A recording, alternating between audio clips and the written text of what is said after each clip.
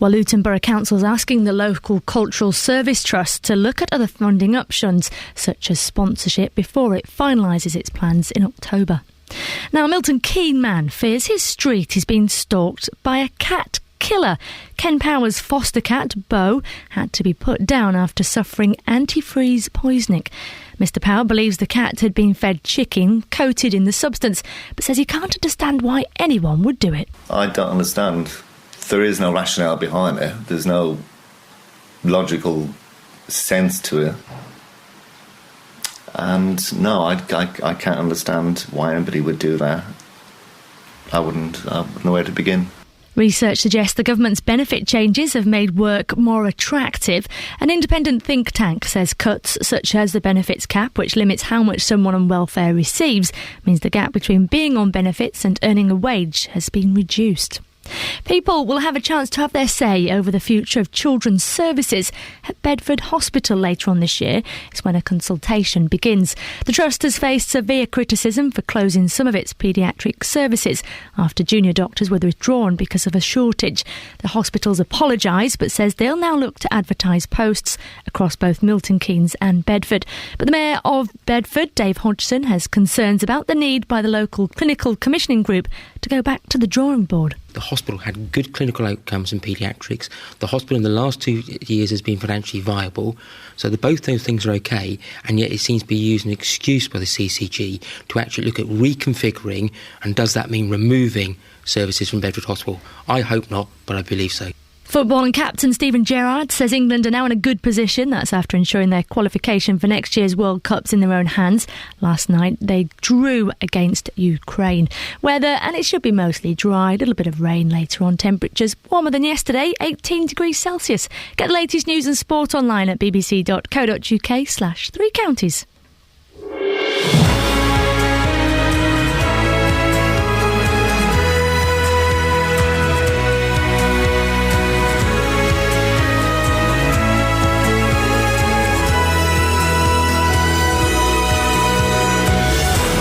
This is Iain Lee, BBC Three Counties Radio. We're having fun and games at Three Counties Towers. Nobody's email works. And you see how the whole thing collapses without emails. Isn't it disappointing? On the plus side, I've got 2 cups of tea in front of me. Life gives with one hand, it takes with the other. Huh? You see? Lots coming up on the show today, including Coronation Street star Michael Lavelle has been found innocent of child rape charges. Well, should everyone accused of sex crimes remain anonymous until they're found guilty? Protesters against the closure of 2 libraries in Luton say they will continue their fight to keep the premises open. How do we make libraries cool? And one Milton Keynes resident believes a cat murderer is on the loose. Why do some people hate cats?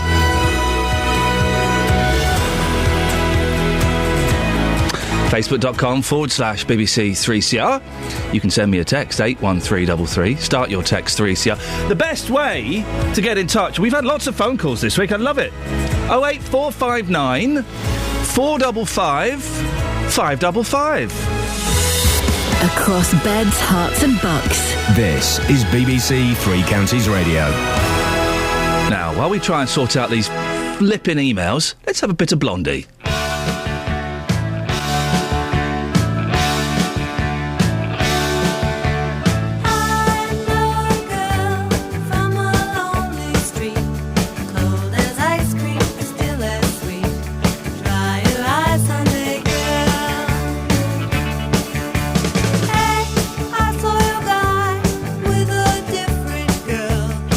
Like he's in another world, running hard someday, girl.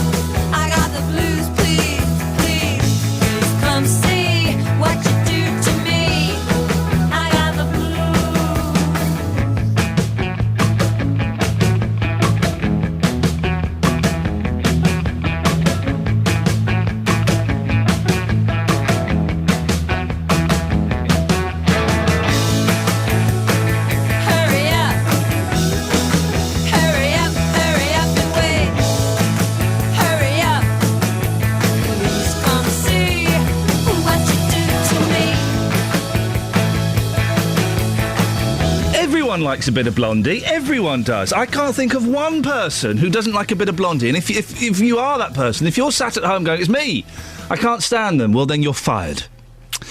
Morning, this is Iain Lee, BBC Three Counties Radio. Lots to get through today, including the actor Michael Lavelle is planning to speak to ITV bosses about a possible return to Coronation Street after being cleared of all 12 charges of child sex abuse that he was facing. The actor said he was delighted with the verdict. I'd like to thank ITV as well for their continued support throughout this traumatic time for all of us. And I'd just like to say thank you all for being patient. And I might go and have a drink now, believe it. All right. Cheers. His accuser, who cannot be named, claimed she was abused from the age of 6 until she was 14.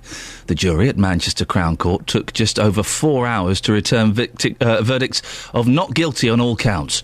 Nigel Pivaro, who played the character Terry Duckworth in the soap, spoke outside the court. Being high profile has exacerbated his position. We know he's an innocent man, but for 2 years he's been under the intense scrutiny. Obviously, not all that scrutiny was positive. This case has raised questions as to whether those like Mr Lavelle who are accused of sexual offences should be granted the same degree of anonymity as the alleged victim. Until 1988, complainants and defendants in rape cases had anonymity, but that was changed so suspects weren't being treated differently from people accused of other crimes.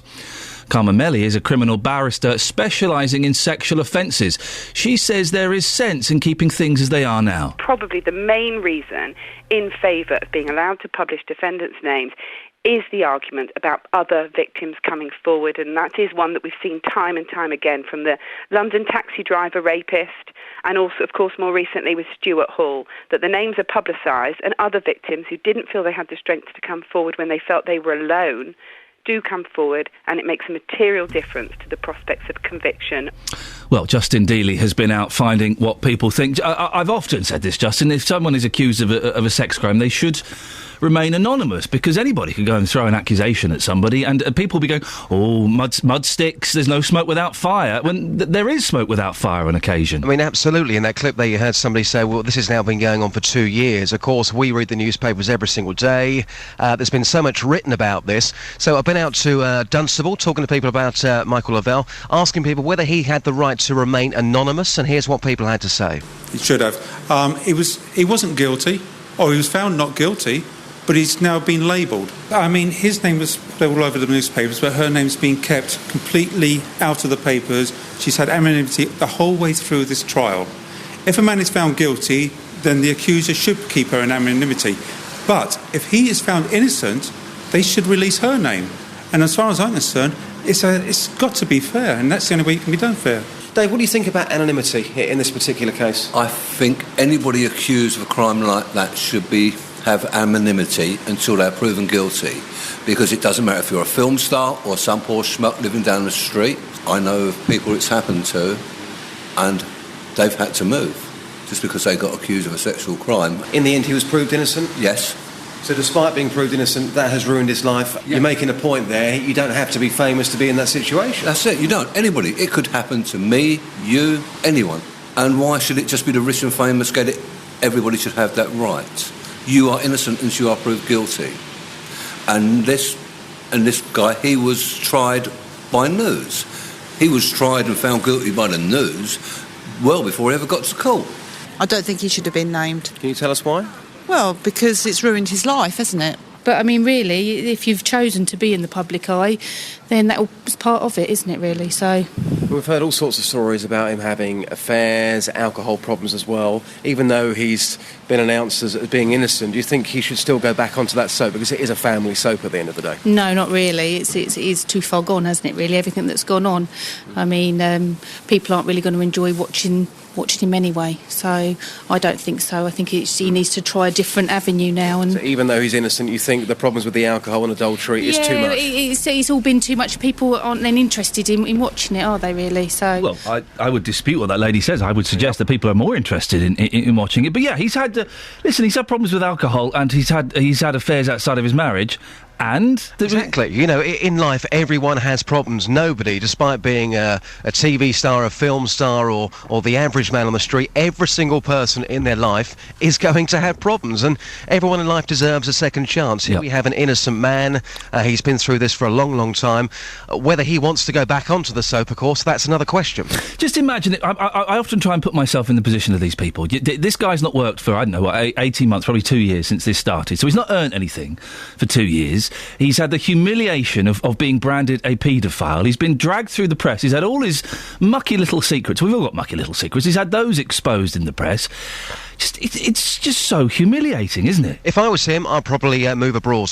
Simple as that. And I think the man Dave in that piece there raised a fascinating point. Somebody down his street had the same problem, and he had to move because of the abuse that he suffered, despite being an innocent man. Yes, he proved himself innocent in the end, but until that point, his life was an absolute misery because people thought that he was a paedophile, and he wasn't. Justin, thank you very much indeed. Well, a couple of questions, I guess, spring from this. The first one is, should Michael Lavelle, should Kevin Webster be allowed back on Coronation Street? I can't see a reason why he wouldn't be allowed back on Coronation Street. I always felt a little bit sorry for John Leslie. Remember John Leslie? He got accused of lots of rapes and things, was found completely innocent, but lost all of his jobs because some of his other mucky little secrets had been exposed. And is that going to have the same impact on, I keep going to say Kevin Webster, Michael Lavelle? Should he be allowed back on Coronation Street? 08459 455 555. And the second question is, broadening it out slightly, should people who have been accused of sex crimes, whatever they may be, remain anonymous until they're found guilty? We only learn their name and their identity when they've been found guilty. 08459 455 555. You can also go to facebook.com/BBC3CR, or you can send me a text, 81333. Start your text 3CR. It's coming up to 6:15. Let's get the travel news now with Adam. Travel news for beds, cards and bugs. BBC Three Counties Radio. Cheers, Iain. Good morning. Everything looking pretty clear on the roads at the moment. No problems on the M40. Cameras around High Wycombe showing not too much traffic yet building up. M25 is looking all right in the roadworks section, but of course we know that'll get busy as the morning goes on. Roadworks in St Albans continue. Hatfield Road, the A1057. Water main work at the junction with Ashley Road is going to be there probably for another 10 days or so. And some works in Beaconsfield. There are 2 sets of temporary traffic lights up on the A355. The first near Burnham Road and the others quite near to Dorney Bottom, just after Hare Hatch Lane. Looking at the train departure boards, and it's been a good start on the rails as well. We've got no major delays, no late runners, and no troubles for the tubes to or from London either. Adam Glynn, BBC Three Counties Radio. Thank you, Adam. Gosh, things are falling apart here. We've just managed to get the phone number of our next guest, which is convenient, isn't it? This is the BBC. 6:16, I'm Iain Lee. These are your headlines on BBC Three Counties Radio. The Coronation Street actor Michael Lavelle says he wants his job back after he was found not guilty of sexually abusing a young girl. People say their libraries in Luton aren't being taken seriously as there are plans to close both Wigmore and Sundon Park. And in sport, it was a goalless draw between England and Ukraine in their World Cup qualifier last night. And coming up, there are worries in Milton Keynes that there might be a cat murderer. Why do people hate cats so much? 08459 455 555. BBC Three Counties Radio.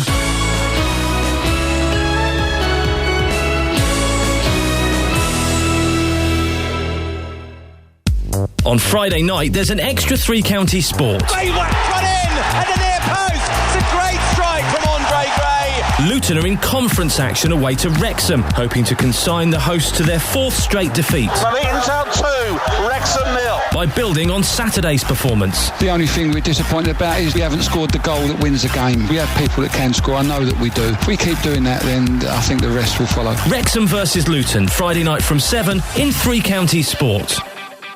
Morning, this is Iain Lee, BBC Three Counties Radio. No, if we don't do albums of the week, because that's a terribly tired and sad and boring format. But if we did do an album of the week, this week it would be Meet Glenn Campbell, which is a fantastic Glenn Campbell album, obviously, where he kind of tried to make himself a bit hipper about 5-6 years ago and did a load of cover versions. And we're playing a fun little game where Kelly Betts, who knows absolutely nothing about music... Hiya. Hello. Comes in and picks a song at random and we chew the fat. That means talk. Okay, that was your... When I leave a gap and I point at you, that's kind of your cue to... I didn't really have anything to say then, though. Okay. Now, what have you thought of the songs that we've heard so far from Meet Glenn Campbell? Well, they've been a bit dull. Oh. I haven't massively enjoyed it. Right. I think he's got that one song, something about a lineman. Is that him? Yeah. Yes, the Wichita Lineman, but with this album... Is all covers. Yeah. That he's destroyed. Okay. Well, I think... You're a tough nut to crack. I think I can sway you today. Okay. Pick a number between 1 and 10. Don't pick 8. And yeah, we had 5, and I think we had 3. How about we narrow it down and you give me the numbers of the tracks that you think I might like, or covers of songs that I might know. Well, I know producer Tara is keen to go for the U2 song. Oh, what song is it? Sadly Beautiful. Is that the U2 song? What? Who? What? All I Want Is You. All I Want Is You. Is that it? Yeah, that's okay. Or you like... You're young. Green Day. Oh, yeah, what song? Good Riddance. Really? Yes. What number is that? 9. Okay. Are you going to ask me... Well, what? Just tell me what you want. 9. Is that what you want? Yes. Because, are you sure? Yeah. Okay. Well, let's have a listen and we'll have a little... I'll see you on the other side of this. All right, then. That's what they say. Bye.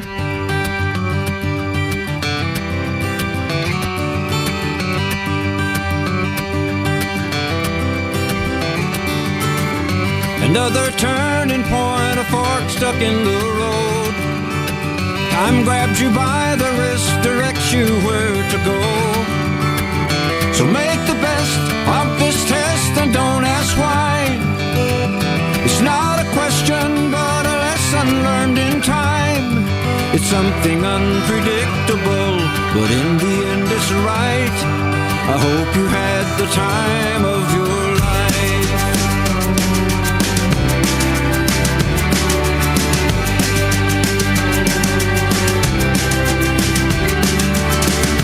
Take the photographs and still frames in your mind. Hang it on the shelf in good health and good time. Tattoos of memories and dead skin on trial. For what it's worth, it was worth it all the while. It's something unpredictable, but in the end it's right. I hope you had the time of your life.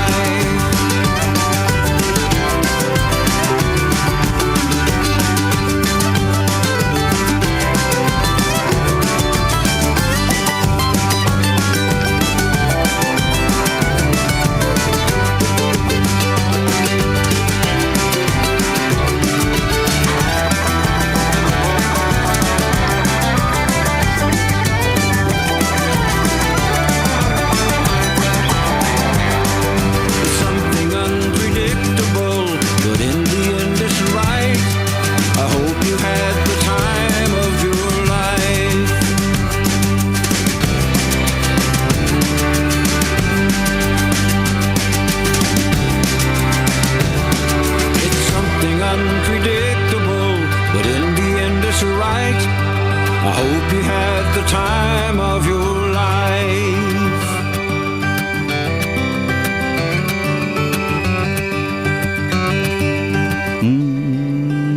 There we go.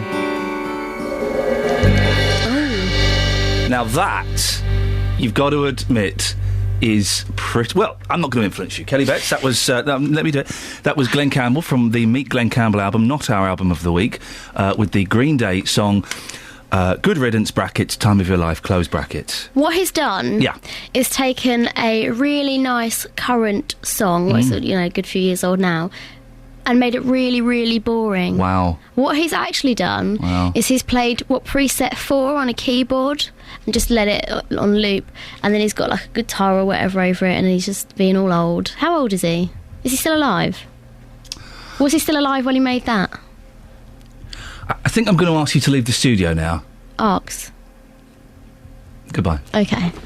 Thanks though, mate. I really have been enjoying this thing that we've been doing.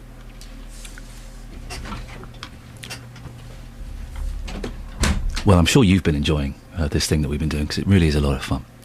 On to slightly more serious issues. A Milton Keynes man says he's worried his pet cat may have died after having been maliciously fed antifreeze. Ken Power believes Bo had been fed chicken coated in the substance and claims other cats in the road have died of the same thing or have gone missing. Well, our Milton Keynes reporter Craig Lewis spoke to Ken. We have this little alleyway that runs down the side of the house, and there's a little sort of a cat shelter in there. But what I did is I just looked in there on the off chance, and I could see this silhouette of Bo. Stuck my hand in to stroke him, and he didn't wake up. We got a call from the vet who told us that he suspected that Bo had been poisoned with antifreeze. So what made you think that this was a deliberate act? I wish, if the best case scenario for us would be if it was a tragic accident and somebody had been doing some car stuff, they'd been draining their radiator, they'd been filling with antifreeze. And that would have been the best scenario. That was just an accident. We've spoken to neighbours and nobody was doing anything like that. Plus that Thursday was probably the hottest day of the year, and I don't think anybody had been thinking about antifreeze. Plus we found out on the Saturday that another cat at the opposite end of our street was poisoned as well. Also, a neighbour almost facing where he lives has 2 cats missing. So, unfortunately, I think it's somebody who's doing this deliberately. Well, that was Ken Power in Milton Keynes speaking to our reporter Craig Lewis. Sue Parslow is the editor of Your Cat magazine. They recently ran a campaign to try and bridge the gap between cat lovers and those who don't like them. So, this isn't that uncommon, is it? No, sadly, it is quite a common occurrence around the country. It seems to go in spades. Why would somebody do it? Well, I think people generally are becoming more intolerant and a little more territorial about their own properties. And it's unfortunate that cats do have freedom to roam, and they do pop up in people's gardens. And in our neighbourhood cat campaign, which we ran through this spring, we looked at the issues that upset neighbours. We ran a survey that was completed by cat owners and non-cat owners. So we got a fairly balanced response. And we discovered that what non-cat owners really don't like about cats is them toileting in their flower beds, followed by hunting birds and digging up or damaging plants. So we did our best in the magazine to cover those areas, to give advice to cat owners about how they could keep their cats within their own gardens, provide them with all the things that they need, and to deter them from hunting birds. Well, how do you keep your cat in your own garden? Because once they're out, they can go anywhere.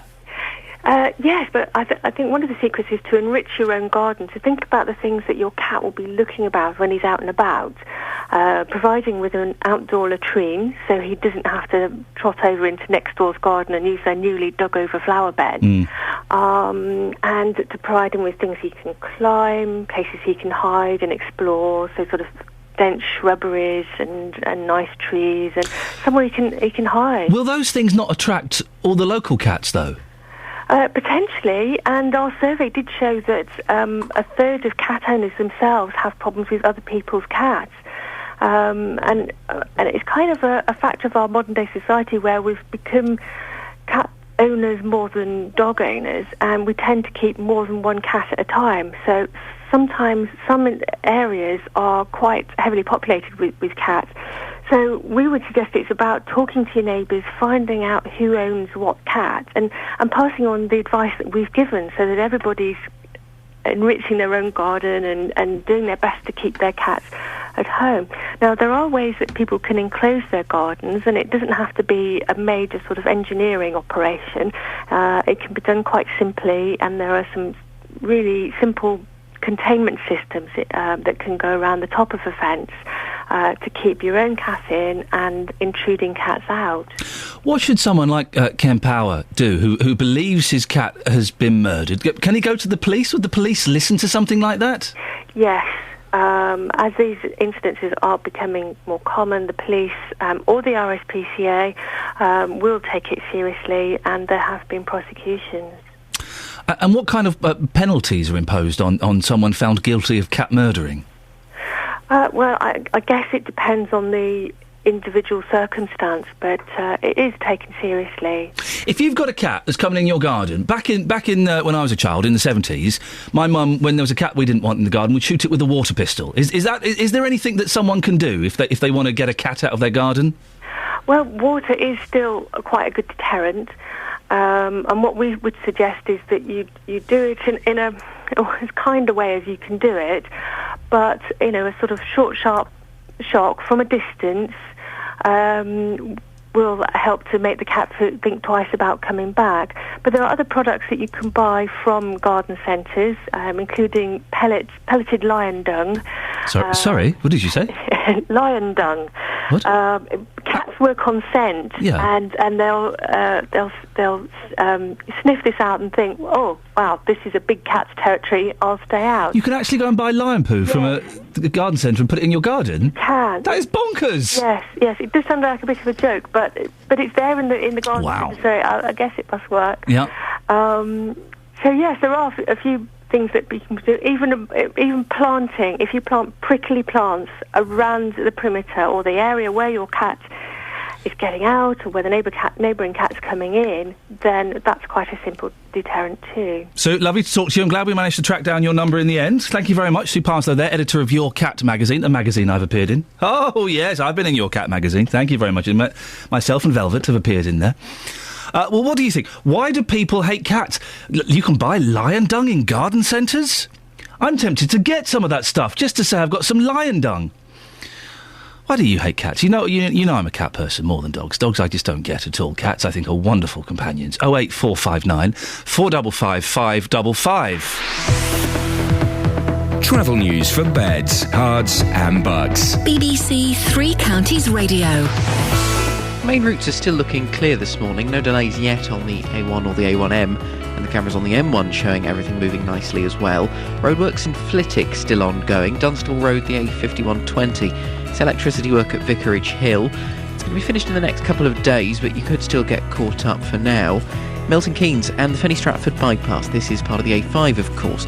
A lane closed for junction improvement works at the McDonald's roundabout where you meet Watling Street and the A4146.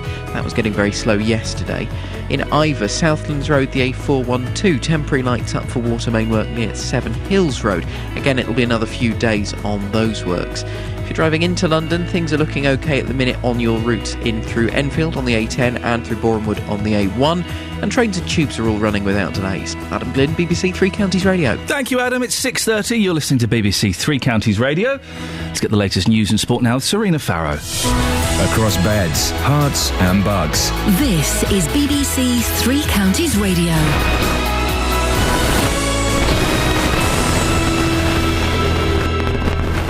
Good morning with the headlines. I'm Serena. The Coronation Street actor Michael Lavelle says he wants his job back after he was found not guilty of sexually abusing a young girl. People against plans to close 2 libraries in Luton took their protest to a meeting of borough councillors last night. Petitions have now been collected to save both the Wigmore and Sundown Park. A Milton Keynes man fears his street being stalked by a cat murderer. Ken Power's foster cat Bo had to be put down after suffering from antifreeze poisoning. And the Transport Secretary wants to persuade us of the benefits of the planned HS2 rail line, which is set to go through Buckinghamshire. A new study suggests the link will drive growth in the regions. That's the news. Now let's move on to all the morning sport. Three Counties Sports. BBC Three Counties Radio. So, Captain Stephen Gerrard says England are in a good position after ensuring their qualification for next year's World Cup's in their own hands. Last night's goalless draw with Ukraine means Gerrard's side will book their place in Brazil. That's if they win their remaining 2 qualifiers against Montenegro and Poland next month. It was all about togetherness, being difficult to beat and getting the right result. And yeah, of course, we'd love 3 points tonight, but we certainly keep Ukraine out of control in this group, and you know, we are where we want to be going into the final 2 games, having to win the games, but we're confident we can do that. Moving on to cricket, and England play the third one-day international of the series against Australia today. They trail 1-0, having lost the second one-day at Old Trafford at the weekend. And Sheikh Mohammed, the world's biggest horse owner, is facing a new drugs controversy. It's after a haul of what's described as unauthorised veterinary medicinal products was discovered on his Newmarket estate. The British Horse Racing Authority, which banned one of his trainers back in April for horse doping, says it's been assured there's no link between this case and racing. BBC Three Counties Radio, more from me at 7. Serena, what on earth was going on at the start of your bulletin? Yeah, I know, it was off-putting. I didn't know if you could hear that or not. Yes, we could hear that, I thought or not. You could. What was it? It's not me drumming some, I don't know, making wind noises in the background or anything. You're always making wind noises in the background. We thought it was your ridiculous badger coat. It's not a ridiculous badger coat, is Okay, it? we thought it was your badger coat. Look, we've already got a story about cats today. Yes. We don't want to upset badge lovers. Thank you very much. Call 08459 455 555. We don't. BBC Three Counties Radio. Morning, this is Iain Lee, BBC Three Counties Radio. If you want to give me a call this morning, 08459 455 555. Coming up in the next 30 minutes, libraries. Libraries are always facing closure. I love libraries. I went to my local library just a few days ago. What books did I get out? I'll tell you in a second. That'll keep them listening. I do love a good read.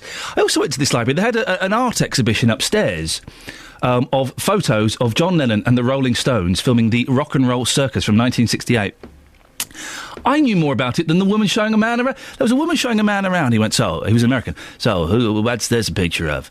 Well, I'm not quite sure, really. I was thinking, it's John Lennon with Eric Clapton from 1968. I don't know who they are. Silly sausage. 08459 455 555. How do we make libraries sexy? Ooh, sexy. You don't get much sexier than this. A bit of Crystal Gale singing about eyes. Wah. Don't know when I've been so blue. Don't know what's come over you. You found someone new, and don't it make my brown eyes blue? I'll be fine when you're gone. I'll just cry all night long. Say it is untrue, and don't it make my brown eyes blue? Tell me no secrets, tell me some lies. Give me no reasons, give me alibis. Tell me you love me and don't let me cry. Say anything, but don't say goodbye. I didn't mean to treat you bad. Didn't know just what I had. But honey, now I do. And don't it make my brown eyes, don't it make my brown eyes, don't it make my brown eyes blue.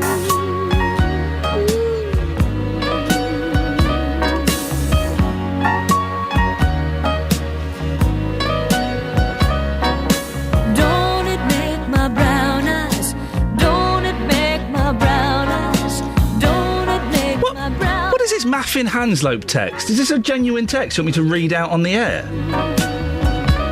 Regarding the Glenn Campbell song we played earlier on, Good Riddance, the Green Day song. They're a silly band, aren't they? Don't it make my brown eyes. Maffin Hanslope. Iain, great song. Spoilt a bit by the banjo and the lousy drum beat. Oh, Maff. Maff, you're banned from listening. There we go. I don't mind. We're doing well enough in the listening figures. I can get rid of one or two. Maff's one of them. Maff's gone. Wait for him to switch over. Excellent, we can continue now. Sans math. Now, protesters against the closure of 2 libraries in Luton say they'll continue their fight to keep the premises open. The plans involve the end of the mobile library service, shutting the branches at Wigmore and Sundon Park, and some staffing reductions elsewhere in the town. Well, our reporter, Iain Duncan, has been finding out why residents are unhappy. I just feel that Sundon Park is becoming a fast food outlet, and that's it. And the library is the last place that's trying to hold on to some kind of community spirit, and especially the library, because its location is so good, it's so welcoming for all the community. It's the heart of the community. Opponents of the closure plans attended a Luton Borough Council meeting to present their case to save their libraries. Sundon Park resident Claire Lee thinks the whole area will suffer if there isn't a change of heart. Our library, personally, shuts at 6 o'clock. It's only open part-time as it is, and yet they want to even take that away, the small little bit that we have. I mean, my boys will be devastated if the library goes. They enjoyed the reading club. The protesters have been gathering support in their communities, with more than 11,000 signatures collected on a petition by Wigmore campaigners to protect the second biggest library in the town. Local resident Janice Jones explained why the issue matters to them. I want to keep our libraries open for the sake of our future, for a legacy for our children. It's so important, and we've got to fight for this, definitely. It's very, very important. What knock-on problems could there be if everyone has to converge on the town centre library? It would cause no end of problems. There's not enough computers to go around for everyone to use. There would only be Stopsley Library open and the Luton Library, and that would not be able to accommodate so many people doing their job searches, children doing their homework, classes, mother and tots groups. The old people could not get down to use the facilities. Doreen Steenberg is also involved in trying to stop Wigmore Library closing and is puzzled why there isn't sufficient financial provision for such local facilities. Well, they say it's money, but what are they spending all our money on? What is more important than libraries and museums to a town? Nothing to culture, is it? They've got this cultural trust, and the chairman at the time, who pushed it through, wrote to me and he said it was the least worst solution to cuts in Luton culture for the next 3 years is to close Wigmore Library. She's struggling to understand why libraries aren't being given a higher priority. Libraries have to try and get in the same pot as things like festivals and, you know, all the big cultural events. And that's not right. A library should be part of the community. It shouldn't be some special thing that's once a year or once 2 years. The library protesters were joined at last night's Borough Council meeting by members of Luton People's Assembly. Mark Smith chairs the group and says residents are upset. Certainly the way that we've mobilised and around this campaign, it's united all sections of the community, and you only have to mention the word libraries and people turn around, they want your leaflets, they want to be at an event like tonight. What's the key argument as far as you're concerned? Well, the key argument is libraries are absolutely central to the community in terms of developing it, in terms of providing cohesion, in providing a space for vulnerable people within the community, and also developing all sorts of people, particularly young people. I mean, you've obviously got a whole generation of people whose horizons towards reading have been opened up by Harry Potter and stuff like that, and what's happening is the central government are closing down libraries.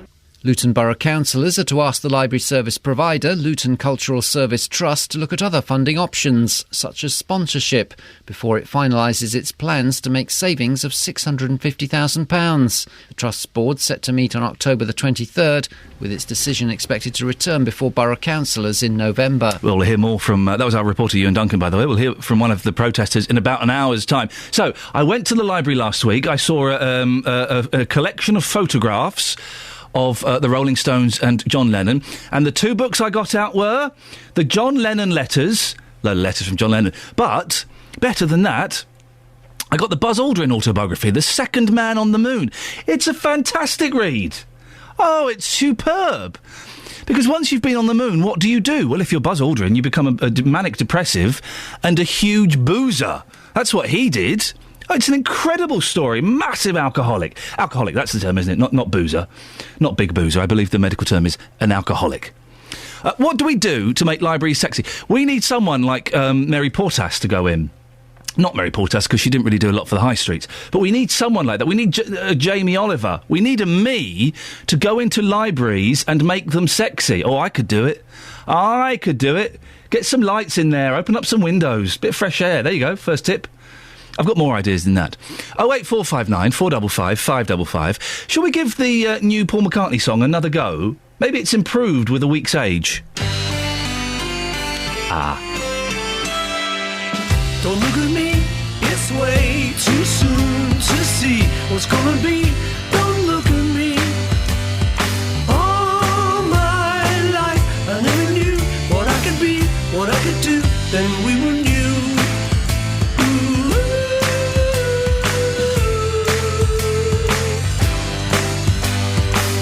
You came along and made my life a song. One lucky day you came along. Just in time, while I was searching for a ride, you came along, then we were new. We can do what we want, we can live as we choose. You see, there's no guarantee, we've got nothing to lose. Don't look at me, I can't deny the truth. It's plain to see, don't look at me. All my life I never knew what I could be, what I could do, then we were new. We can do what we want, we can live as we choose.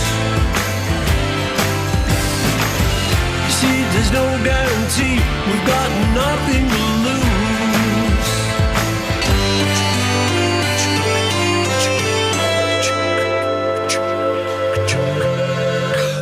Don't look at me, it's way too soon to see what's gonna be. Don't look at me. All my life I never knew what I could be, what I could do, when we were new.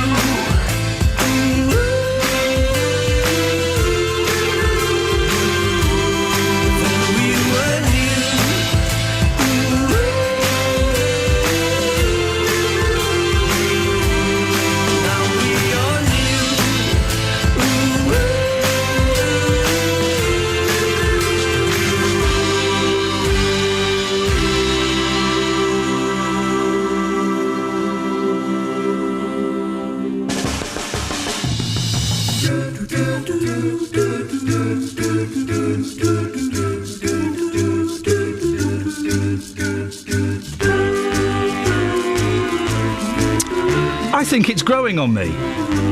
I think it's growing on me. Even his frog chorus bit at the end. Yes, I'm going to say I like that. Now we'll try again next week, shall we? We'll keep going back and seeing how we get on with it. This is Iain Lee, BBC Three Counties Radio. It's coming up to 6:45. Let's get the travel news now with Adam Glynn. Travel news for beds, cards and bugs. BBC Three Counties Radio. Looking too bad out there so far this morning. Everything quite clear on the motorways. Sensors picking up some short delays as you come along the Luton Road into Harpenden, the A1081. Past the station really is where it tends to look slowest on the sensors. We're doing okay though on the A414 as you make your way past Hertford. Not busy yet. Through where the A10 is looking alright, and then through Cheshunt down toward the M25. If you're joining the motorway there, roadwork section of course will get a little bit busy, but it's not faring too badly at the minute. Looking at the cameras as traffic heads into the works, it's actually moving quite nicely. If you're going further into London, along the A1 certainly, bit of a queue starting to build southbound through Mill Hill from the A41 at Apex Corner toward Mill Hill Circus. Don't forget roadworks in Great Kings Hill. Criers Hill Road is still closed off works at Criers Hill Lane. And in Little Chalfont, the A404 has a set of temporary traffic lights for gas main work between Loudhams Road and St Nicholas Close. Trains and tubes still looking good. Adam Glynn, BBC Three Counties Radio. Thank you, Adam. 6:46. It's Wednesday, the 11th of September. I'm Iain Lee. These are your headlines on BBC Three Counties Radio. The Coronation Street actor Michael Lavelle has been found not guilty of sexually abusing a young girl and now says he's looking to get his job back. A Milton Keynes man says there's a cat killer on the loose after his pet was poisoned with antifreeze. And in sport, England have qualified for next year's World Cup. Have qualification for next year's World Cup in their own hands after last night's goalless draw with Ukraine. I have no idea what that sentence means. Literally no idea what that sentence means. Let's try this again. England have qualification for next year's World Cup in their own hands after last night's goalless draw with Ukraine. Anyone? No. Coming up, we'll hear about the public consultation over the future of the children's services at Bedford Hospital, but before that, let's get the weather with Kate Kinsella. Beds, Herts and Bucks weather. BBC Three Counties Radio. Good morning. Well, there's a fair amount of cloud around this morning after a pretty blustery autumnal night. The good news is the northwesterly breeze is going to start to ease through the course of the morning, and the cloud through the middle part of the day will break up and thin. We'll get some hazy sunshine. We may even see a sunny spell. So on the whole, it's going to feel a lot more pleasant than it did yesterday. Now, temperatures still not too warm, but we're looking at a maximum of around 16, maybe 17 Celsius. It's just going to feel a lot better than it did yesterday. Now, towards the latter part of the afternoon, or towards the western fringes, we're going to see the clouds start to thicken, and then gradually through the evening and overnight, a warm front moves through, which means the thicker clouds and also some outbreaks of rain as well. But behind it, some more humid air, so it's going to feel a little more muggy than it has done for the last few nights. Minimum temperature down to 11 or 12 Celsius, but it's bringing with it a bit of mist, a bit of murk, so it's a rather grey and misty start to Thursday morning. But the mist will eventually clear. We'll get some brighter spells, and it will feel warm tomorrow with that humid air coming from the west. We're looking at a maximum of 18 Celsius, maybe a degree or two warmer, depending on how long the sun comes out for tomorrow afternoon. And that's your forecast. Nick Coffer. On Friday, I'm stepping back in time to the golden age of steam. It's the Bedfordshire Steam and Country Fair at Old Warden Park near Biggleswade, and I'll be there from midday. Nick Coffer. I'm going to be having fun on an old fairground ride, trying my hand at falconry, bringing you live music and learning all about the beautiful vintage steam engines. Nick Coffer. Live from the Bedfordshire Steam and Country Fair at Old Warden Park, Friday from midday, here on BBC Three Counties Radio. Good morning, this is Iain Lee, BBC Three Counties Radio, 08459 455 555. As I've said before, if we could make a radio show or a podcast of all the stuff that gets said off air, boy oh boy, wouldn't that be a good listen, Tony Fisher? It would be brilliant. It would be a cracking listen. Now, people in Bedford will have a chance to have their say. It would also be censored. It would be highly illegal. People in Bedford will have a chance to have their say over the future of children's services at the town's hospital when a consultation begins later this year. The trust has faced severe criticism for closing some of its paediatric services after junior doctors were withdrawn because a shortage of senior staff to train them. Well, the hospital has apologised, but says they'll now look to advertise posts across both Milton Keynes and Bedford hospitals to make it more attractive. Tony Fisher has been looking into this. Tony, most of us are aware of the background, but just give us a brief little summary.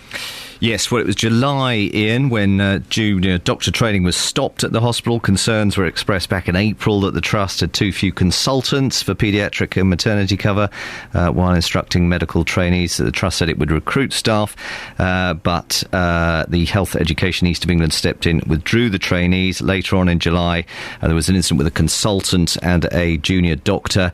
The consultant was suspended for failing to respond to an urgent call.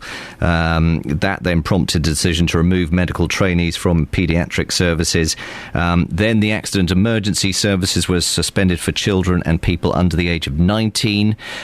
Children's planned surgery and overnight observation after A&E treatment were also suspended. And from the 1st of August this year, the trust no longer provided overnight inpatient care on the Riverbank ward, planned medical procedures or care, and children were basically looked after at other hospitals, including the L&D and Milton Keynes Hospital. And then there was that Care Quality Commission report, which was very critical of Bedford Hospital and showed up failings in 8 of the 9 essential standards inspected. OK, so with that rather depressing backdrop, you attended a meeting at Bedford Borough Council last night. What happened? Well, it was the scrutiny, what's called the Scrutiny Committee at Bedford Borough Council. They're there to quiz the various representatives from the hospital, including the acting Chief Executive Stephen Conroy, Conroy, and also an organisation called the Bedfordshire Clinical Commissioning Group, which is a fairly new organisation, basically responsible for buying the services for the hospitals. They will oversee this consultation. They have a budget of £430 million. Their mandate is to improve services, and as I say, it is the organisation which will run this consultation into the future of the paediatric unit. They will determine the future of the paediatric unit, not the hospital. Now, at the meeting, concerns were raised. This all stemmed from, as I mentioned earlier, a couple of incidents involving a senior consultant and a trainee doctor, and that approach now to review all services was like using a sledgehammer to crack a nut. The analogy used in the meeting, there's been a leak in the roof. Instead of fixing the leak, we're not just replacing the whole roof, but knocking the house down and rebuilding it. The Mayor of Bedford, Dave Hodgson, spoke at the meeting. The problem, as I've said before, of the hospital is we had a problem with the supervision of doctors in training. We heard today from Stephen Conroy of the hospital that it was ended up with one consultant not actually giving the correct support to doctors in training. And because of that, we're now going for a whole review about all the services in paediatrics. We haven't got full A&E at the moment. We haven't got inpatients for paediatrics. Those are services can be brought. If it's only brought about by this one problem, then why aren't we fixing that problem? So what does the Clinical Commissioning Group say? Well, they were asked in the meeting about how realistic this consultation was, because people always ask for everything. You know, why consult now when we don't know what the hospital will be able to provide? After all, it has a £3.6 billion debt, although it has just been given £3.7 million by the government. The Clinical Commissioning Group or representative said it was a chicken and egg situation, but they needed the consultation precisely because they wanted to determine what is realistic in the long term. As I said, the CCCG has a mandate to improve services, and it says that is what it wants to do at Bedford.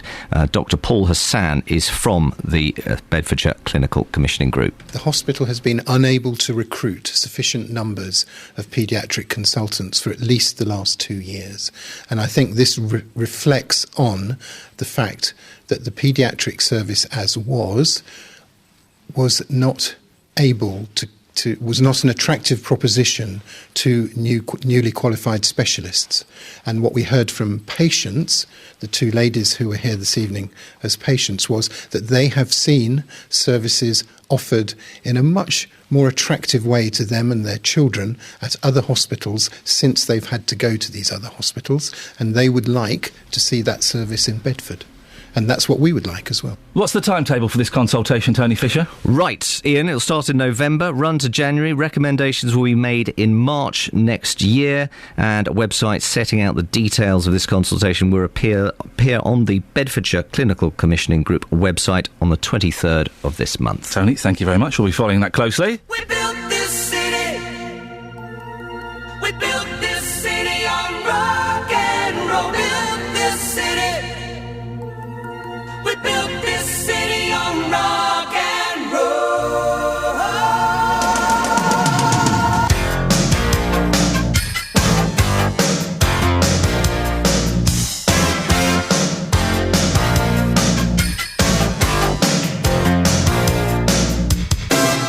Say you don't know me, I recognize my face. Say you don't care who goes to that kind of place. Knee deep in the hoopla, sinking in your fight. Too many runaways, eating up the night. Marconi plays the mama. Listen to the radio. Don't you remember? We built this city. We built this city on rock and roll. We built this city. We built this city on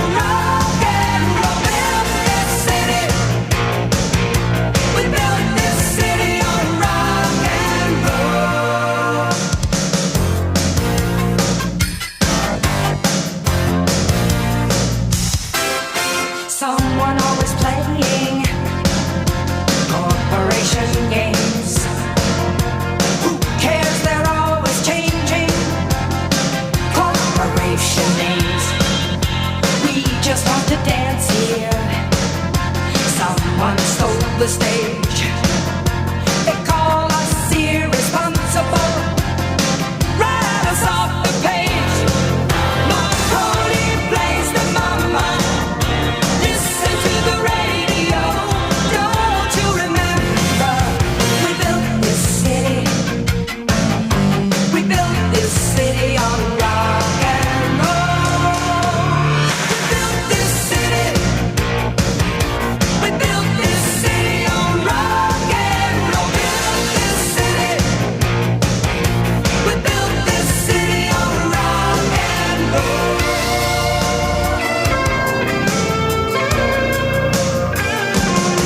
It's just another Sunday in a tired old street. Police have got the chokehold. But we just lost the beat. Who counts the money underneath the bar? Who rides the wrecking ball into our guitars? Don't tell us you need us, 'cause we're the simple fools looking for America, crawling through your schools. Looking out over that Golden Gate Bridge on another gorgeous sunny Saturday, and I'm seeing that bumper to bumper traffic. Don't you remember? It's your favorite radio station in your favorite radio city, the city by the bay, the city that rocks, the city that never sleeps. Marconi plays the mamba. Listen to the radio. Don't you Goodness gracious me, I've only just managed to get Tony Fisher out of the studio. I had to ask Kelly Betts to fake a phone call for me. He spent the last 4 minutes telling me how he once stood next to the dark-haired girl from the Philadelphia cheese adverts. It's not a story. It's not a story in the slightest. For goodness sakes. Oh, dearie, dearie me. Right. Oh, no, I don't want Ollie Moores. It's all gone to pot. Maybe we should as well. News for beds, cards and bugs. BBC Three Counties Radio.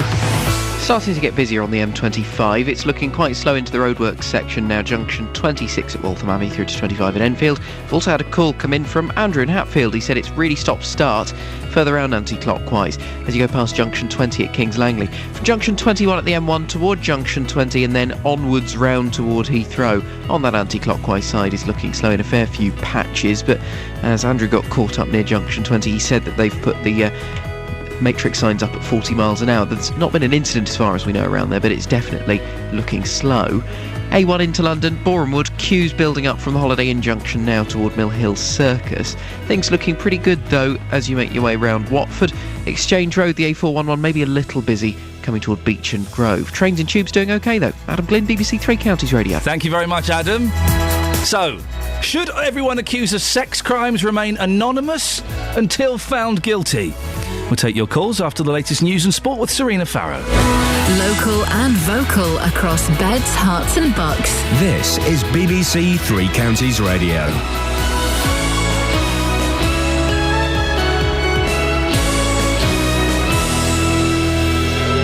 It's 7 o'clock, I'm Serena Farrow. The headlines: Coronation Street actor wants to return to the soap, people against libraries closure in Luton, and we're being convinced of the benefits of the HS2. BBC Three Counties Radio. The Coronation Street actor Michael Lavelle's been found not guilty at Manchester Crown Court of sexually abusing a young girl. The actor, who's played mechanic Kevin Webster in the soap for 30 years, had denied 12 counts of rape, indecent assault and sexual activity with a child. Well, he now says he's looking to get his job back. Locally, protesters in Luton took their plight to borough councillors last night. Petitions have been collected against the plans to shut the libraries at both Wigmore and Sundon Park. Well, Doreen Steinberg, who lives in the area, just can't understand why keeping the buildings open isn't being given a priority. What are they spending the money on? What are we paying all these rates for? That's what I'd like to know. What do they think is more important than museums and libraries in a town? To culture, I can't understand why they think a library is so unimportant, when actually it's the hub of this community.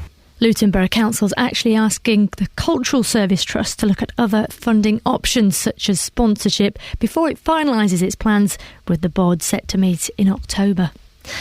Now we're being convinced of the government fight back to persuade the public of the benefits of the proposed HS2 high-speed rail line, which is set to go through Buckinghamshire. A new study suggests the link, which will run between London and cities in the Midlands and Northern England, will drive growth in the regions. The report by the accountancy firm KPMG says the line will provide a £15 billion a year boost to the economy. Now, people can finally have their say on the future of children's services at Bedford Hospital. The Trust closed some of its paediatric services after junior doctors were withdrawn because of a shortage of staff to train them. Well, the hospital since apologised and a consultation will begin later this year. Dr Paul Hazen from the commissioning group will be responsible for determining the future of the unit. We absolutely intend to commission high quality, improved services. That's one of my legal duties, to ensure that we do that. In order to do that, we need to consult with the people who are going to use the service, the people who are going to provide the service. And that is the purpose of having this consultation. And a Milton Keynes man fears his street is being stalked by a cat murderer. Ken Power's foster cat Bo had to be put down after suffering from antifreeze poisoning. And we'll be hearing more from him later on this hour with Iain Lee here on BBC Three Counties Radio. Finally, England drew 0-0 with Ukraine in their latest World Cup qualifier. Roy Hodgson's side are now just a point clear at the top of their group, which is H. They don't know victory in their final two Wembley qualifiers in October will then guarantee them automatic qualification. So weather should be mostly dry this morning, a little bit of rain later on. Temperatures 18 degrees Celsius. Get the latest news and sport online at bbc.co.uk/Three Counties.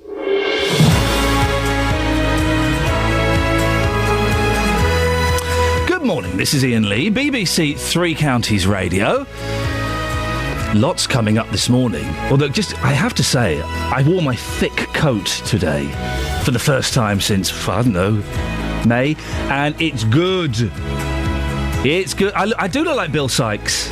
The Oliver Reed interpretation, I hope you're referring to. It was nice wearing a big... It's a little bit too big for me, this coat. It's a bit big on the shoulders. But, it keeps me warm. Oh, it's lovely. Bring it on, dear listener. Lots coming up in the show this morning, including Coronation Street star Michael Lavelle, a.k.a. Kevin Webster, has been found innocent of child rape charges. Well, two questions off the back of this. Should everyone accused of sex crimes remain anonymous until found guilty? And should he be allowed back on the street? Protesters against the closure of two libraries in Luton say they'll continue their fight to keep the premises open. How do we make libraries cool? And one Milton Keynes resident believes a cat murderer is on the loose. Why do some people hate cats so much? They're wonderful things. Facebook.com/BBC 3CR. Text 81333, start your text 3CR, or give me a call 08459 455 555. Across beds, hearts and bucks. This is BBC Three Counties Radio. Should everyone accused of sex crimes remain anonymous until found guilty? Photographs of the Coronation Street actor Michael Lavelle appear on many of the front pages today after he was cleared of sexually abusing a young girl. Why was he ever charged? Asked the main headline in the Daily Mail, which says colleagues of the actor claim he was the victim of a celebrity witch hunt prompted by the Jimmy Savile scandal. The Times says the Crown Prosecution Service was forced to defend its pursuit of the actor. The paper believes the case is likely to reignite debate about the naming of suspects in sex abuse cases. Two questions for you at home listening to this. First one is, should all people accused, say all men, but women are accused as well, should all people accused of sex crimes, rape and child abuse and what have you, remain anonymous until they're found guilty? There's an argument for both sides there. More people came forward in the Stuart Hall case because it went public. But then you get people like Michael Lavelle, whose life, is, if not ruined, has come pretty close to ruination. So, should people accused of sex crimes be exposed in the press, or should they remain anonymous until they're found guilty? And also, should Michael Lavelle... I keep going to say Kevin Webster. I might just start saying it because it's easier. It's a shorthand. Should Michael Lavelle be allowed back on Coronation Street? 08459 455 555. Well, Justin Dealey has been out and about collecting your views. Morning, Justin. Yes, good morning, Ian. Some very interesting views. It's such a fascinating talking point. I spoke to Dave in Dunstable yesterday. Now, he knows somebody whose life has been ruined by a false accusation. Just take a quick listen to this. I know of people it's happened to, and they've had to move just because they got accused of a sexual crime. The girl that done it was drunk and ended up putting claims for him, and he had to move. In the end, he was proved innocent? Yes. So despite being proved innocent, that has ruined his life. Yeah. You're making a point there. You don't have to be famous to be in that situation. That's it. You don't. Anybody. It could happen to me, you, anyone. You are innocent until you are proved guilty. And this guy, he was tried by news. He was tried and found guilty by the news well before he ever got to court. Justin, very interesting. It can happen to anyone. Of course it can. And that person living down his road had to move because people, again, stereotyped him straight away. They're thinking, he's been accused of a sex crime, he must be a bad person, he must be guilty. Well, he had to go through the courts to prove that, but, of course, that was too late. By that point, it had to move because people already had these ideas in their heads. People do say no smoke without fire. Absolutely. Mud sticks Webster. People say these things, and however... obviously Michael Lavelle is completely innocent. There will still be people going, well. I know. This has been going on for such a long time now. Can he really get his career back on track? Whether he wants to go back on the soap again, another issue. So that was me yesterday in Dunstable, just after the decision was announced. I've been in Luton this morning, been asking people, should all people accused of sex crimes have the right to anonymity? And here's what people had to say. I certainly do, yes. I think it's important that everyone's anonymity is met until proven guilty. Because what you get is guilt by the press, really. So it must have been a very stressful time for him and his family. Because it's not just about stars. Anybody can make an accusation against you, against me, and people start talking, don't they? Absolutely, and what we have now with Twitter and Facebook, the whole thing just sort of seems to expand. I think absolutely. I know some of them turn out to be guilty, but that's down to the law to sort out. So I'm pleased it's been found innocent, to be honest, and be good to see him back on Corrie. So you would welcome him back on the programme then? Absolutely, yeah.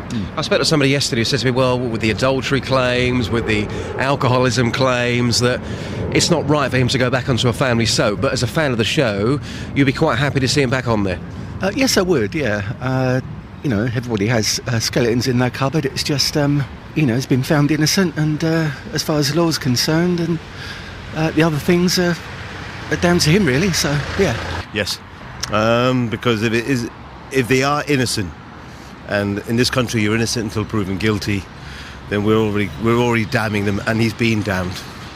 In the story, I'm sorry to say.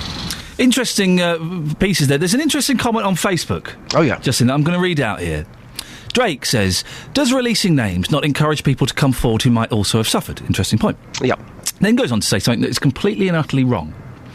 Being found not guilty means there was insufficient evidence to prove guilt, not that you are definitely innocent. Well, no. Drake. In the court of law, it means you are innocent. You've been found not guilty. You are therefore innocent. Doesn't mean there's a lack of evidence. It means you are innocent in the eyes of the law. That's the problem you're talking about here with Michael Lavelle. If he's going to try and get his career back on track, if he's going to go back on the soap, there'll still be people out there saying, oh, I'm not sure. Here we have a man who has been to hell and back, and he has now come out and he's proved his innocence, but there will still be people out there who doubt him, and that is wrong. Justin, thank you very much indeed. Well, I'm joined now by Stephen Cooper, the founder of falselyaccused.co.uk. Joins me now. Good morning, Stephen. Good morning, Ian. How are you? Yeah, I'm fine, thank you. Stephen, am I right in thinking you started this website because you were falsely accused of sex crimes? Yes, I was, yes. Can I ask, with obviously bearing in mind we have young ears listening, what was your story? What happened? It was a case of mistaken identity back in the 80s. So I was identified wrongly. And this was to do with a rape, was it? Yes, it was, yeah. Now, you say on your website, false sexual accusations destroy lives on a very deep level. How did it affect your life? Well, obviously it caused me to set up falsely accused, but it's a stigma, as one of your reporters was saying earlier, that it never goes away. It is a stigma offence, and it's one of these offences where, well, as someone just said on Facebook, you know, was there enough evidence to prove the case? That's the purpose of having a court of law and a jury to prove that either you're guilty or you're innocent. Pictures on the front page of lots of newspapers of Michael Lavelle with his thumbs up holding a pint of beer. Now, at the surface, it looks like a happy man having a drink. What I see is an alcoholic who's had an awful 2 years, and inside is relieved but still dying inside. Well, he will never ever walk away from this. The stigma will always stay with him. I mean, the minute you turn on Corrie, people will say, oh, there's that paedophile, there's that child rapist. That's just narrow-minded people, because, as I stressed quite clearly, at the cornerstone of our legal system is a jury. The jury heard the evidence, what was put before them. The Crown, rightly so, took this case to trial. 12 people, 12 peers, listened to the evidence, and as it's been reported widely, that it was so unbelievable, the jury took the right decision to find Michael not guilty. Should people who are accused of sex crimes like this remain anonymous until they're found guilty? Well, since 1988, the law has changed. Prior to 1988, it was both parties. You see, this goes back to more than the right to anonymity. The police say when they arrest a suspect, the victim said the victim is not a victim until it's proven in a court of law. It should be an equal system.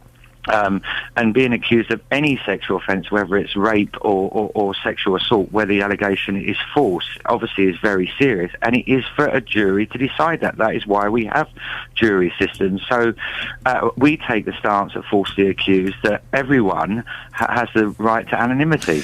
One of the arguments against that, of course, is Stuart Hall. Now, because Stuart Hall was named as being a sex offender or before he was found guilty, more people came forward.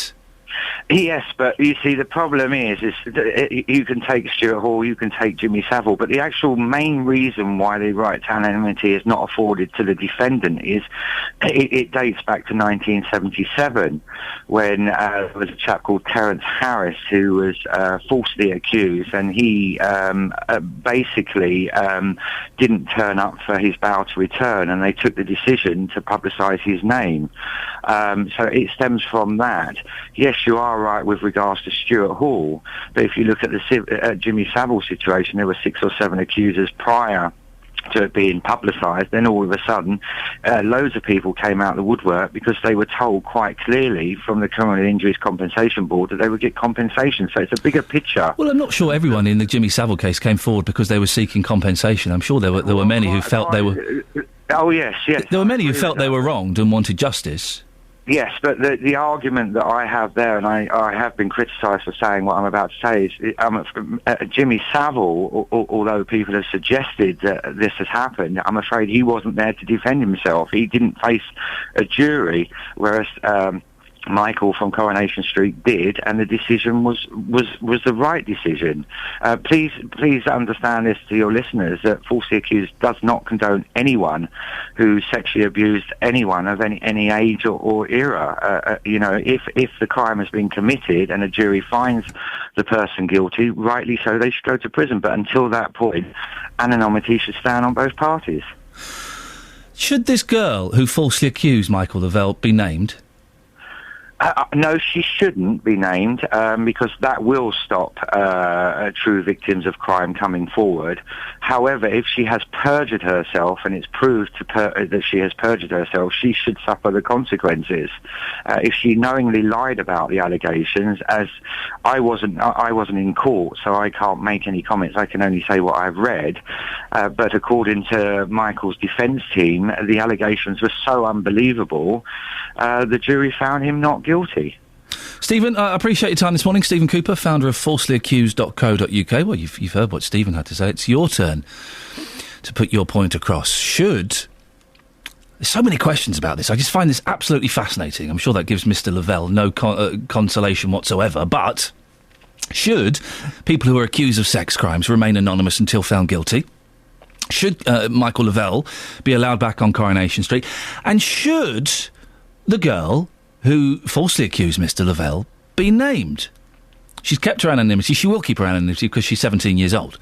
But should she be named? 08459 455 555. You're listening to BBC Three Counties Radio. Let's get the travel news now with Adam.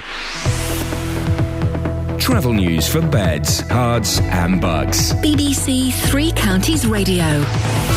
Delays building on the M1 southbound. It's slow from junction 11 at the A505 toward 10 at Luton Airport and the Spur Road. M25 anti-clockwise busy into the roadworks Waltham Abbey to Enfield. Also very slow from the M1 round toward Kings Langley. Andrew called us about that one a bit earlier. As you continue anti-clockwise off toward Heathrow, there are some delays as well. Maple Cross to the M40 is where it's looking slowest on the cameras. And if you're driving into London through Boreham Wood, the A1 southbound is queuing from Holiday Inn Junction down to Mill Hill Circus. On the trains and tubes this morning, no major problems or delays have been reported. Adam Glynn, BBC Three Counties Radio. Adam, thank you very much. Right, 7:17. It's Wednesday, the 11th September. I'm Iain Lee. These are your headlines on BBC Three Counties Radio. The actor Michael Lavelle says he wants to return to Coronation Street after he was found not guilty of sexually abusing a young girl. People say they desperately need to keep their libraries open in Luton in order to keep their communities alive. And in sport, after last night's draw with Ukraine, England now need 2 more victories to qualify for the World Cup. Coming up, there are concerns that cats are deliberately being killed in Milton Keynes. Why do people hate cats so much? 08459 455 555. BBC Three Counties Radio.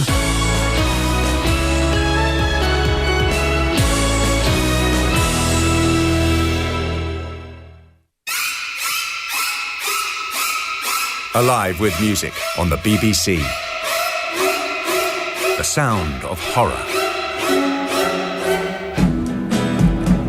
The sound of drama.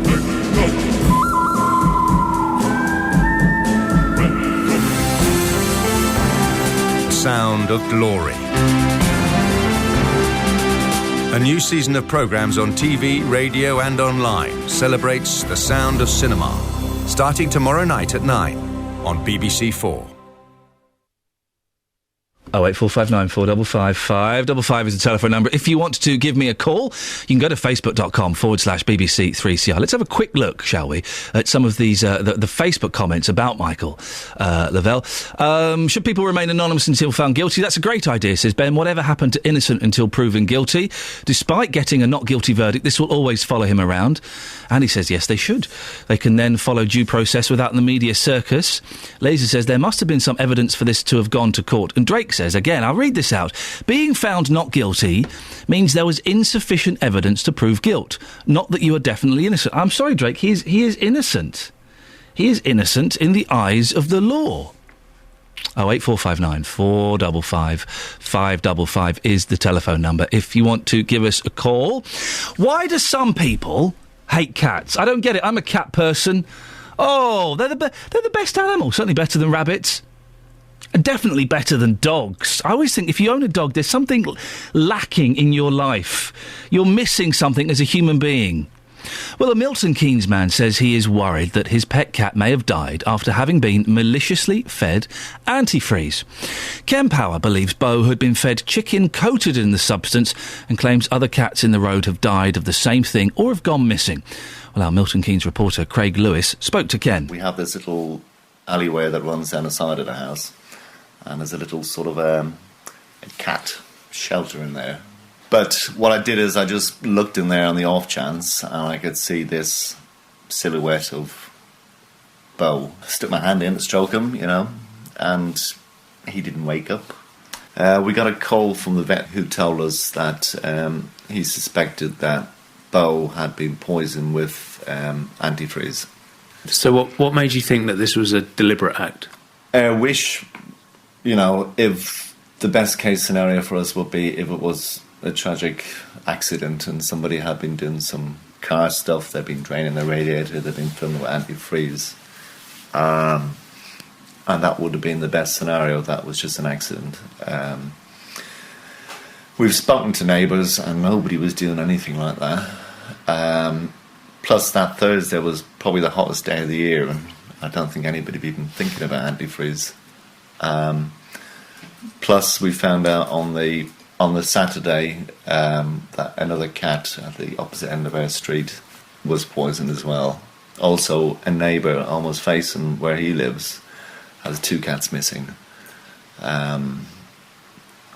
So, unfortunately, I think it's somebody who's doing this deliberately.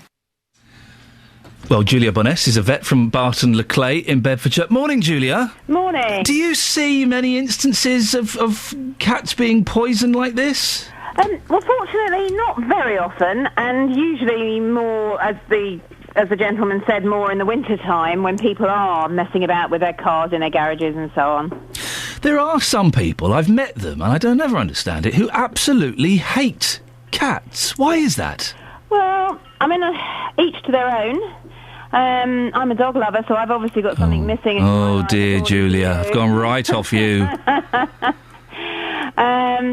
But I think, a lot of people don't like cats that come into their beautifully tended gardens and use them as a toilet, quite frankly. But in the great scheme of things, Julia, cats poo. It's only a tiny little thing, and they're quite good at burying it away, aren't they? Yes, I know, but it's still not very pleasant, and I think that, there is a health issue there because cats can carry roundworms, which are contagious to children, so they go in the kiddies' sandpits, and I can quite understand why people don't like that happening. What should people do to keep cats out of their garden? We heard earlier on that you can buy lion dung from garden centres. Yeah, there's plenty of repellents that you can get. There are even plants that you can put in your garden which repel cats, give off a smell that repel them.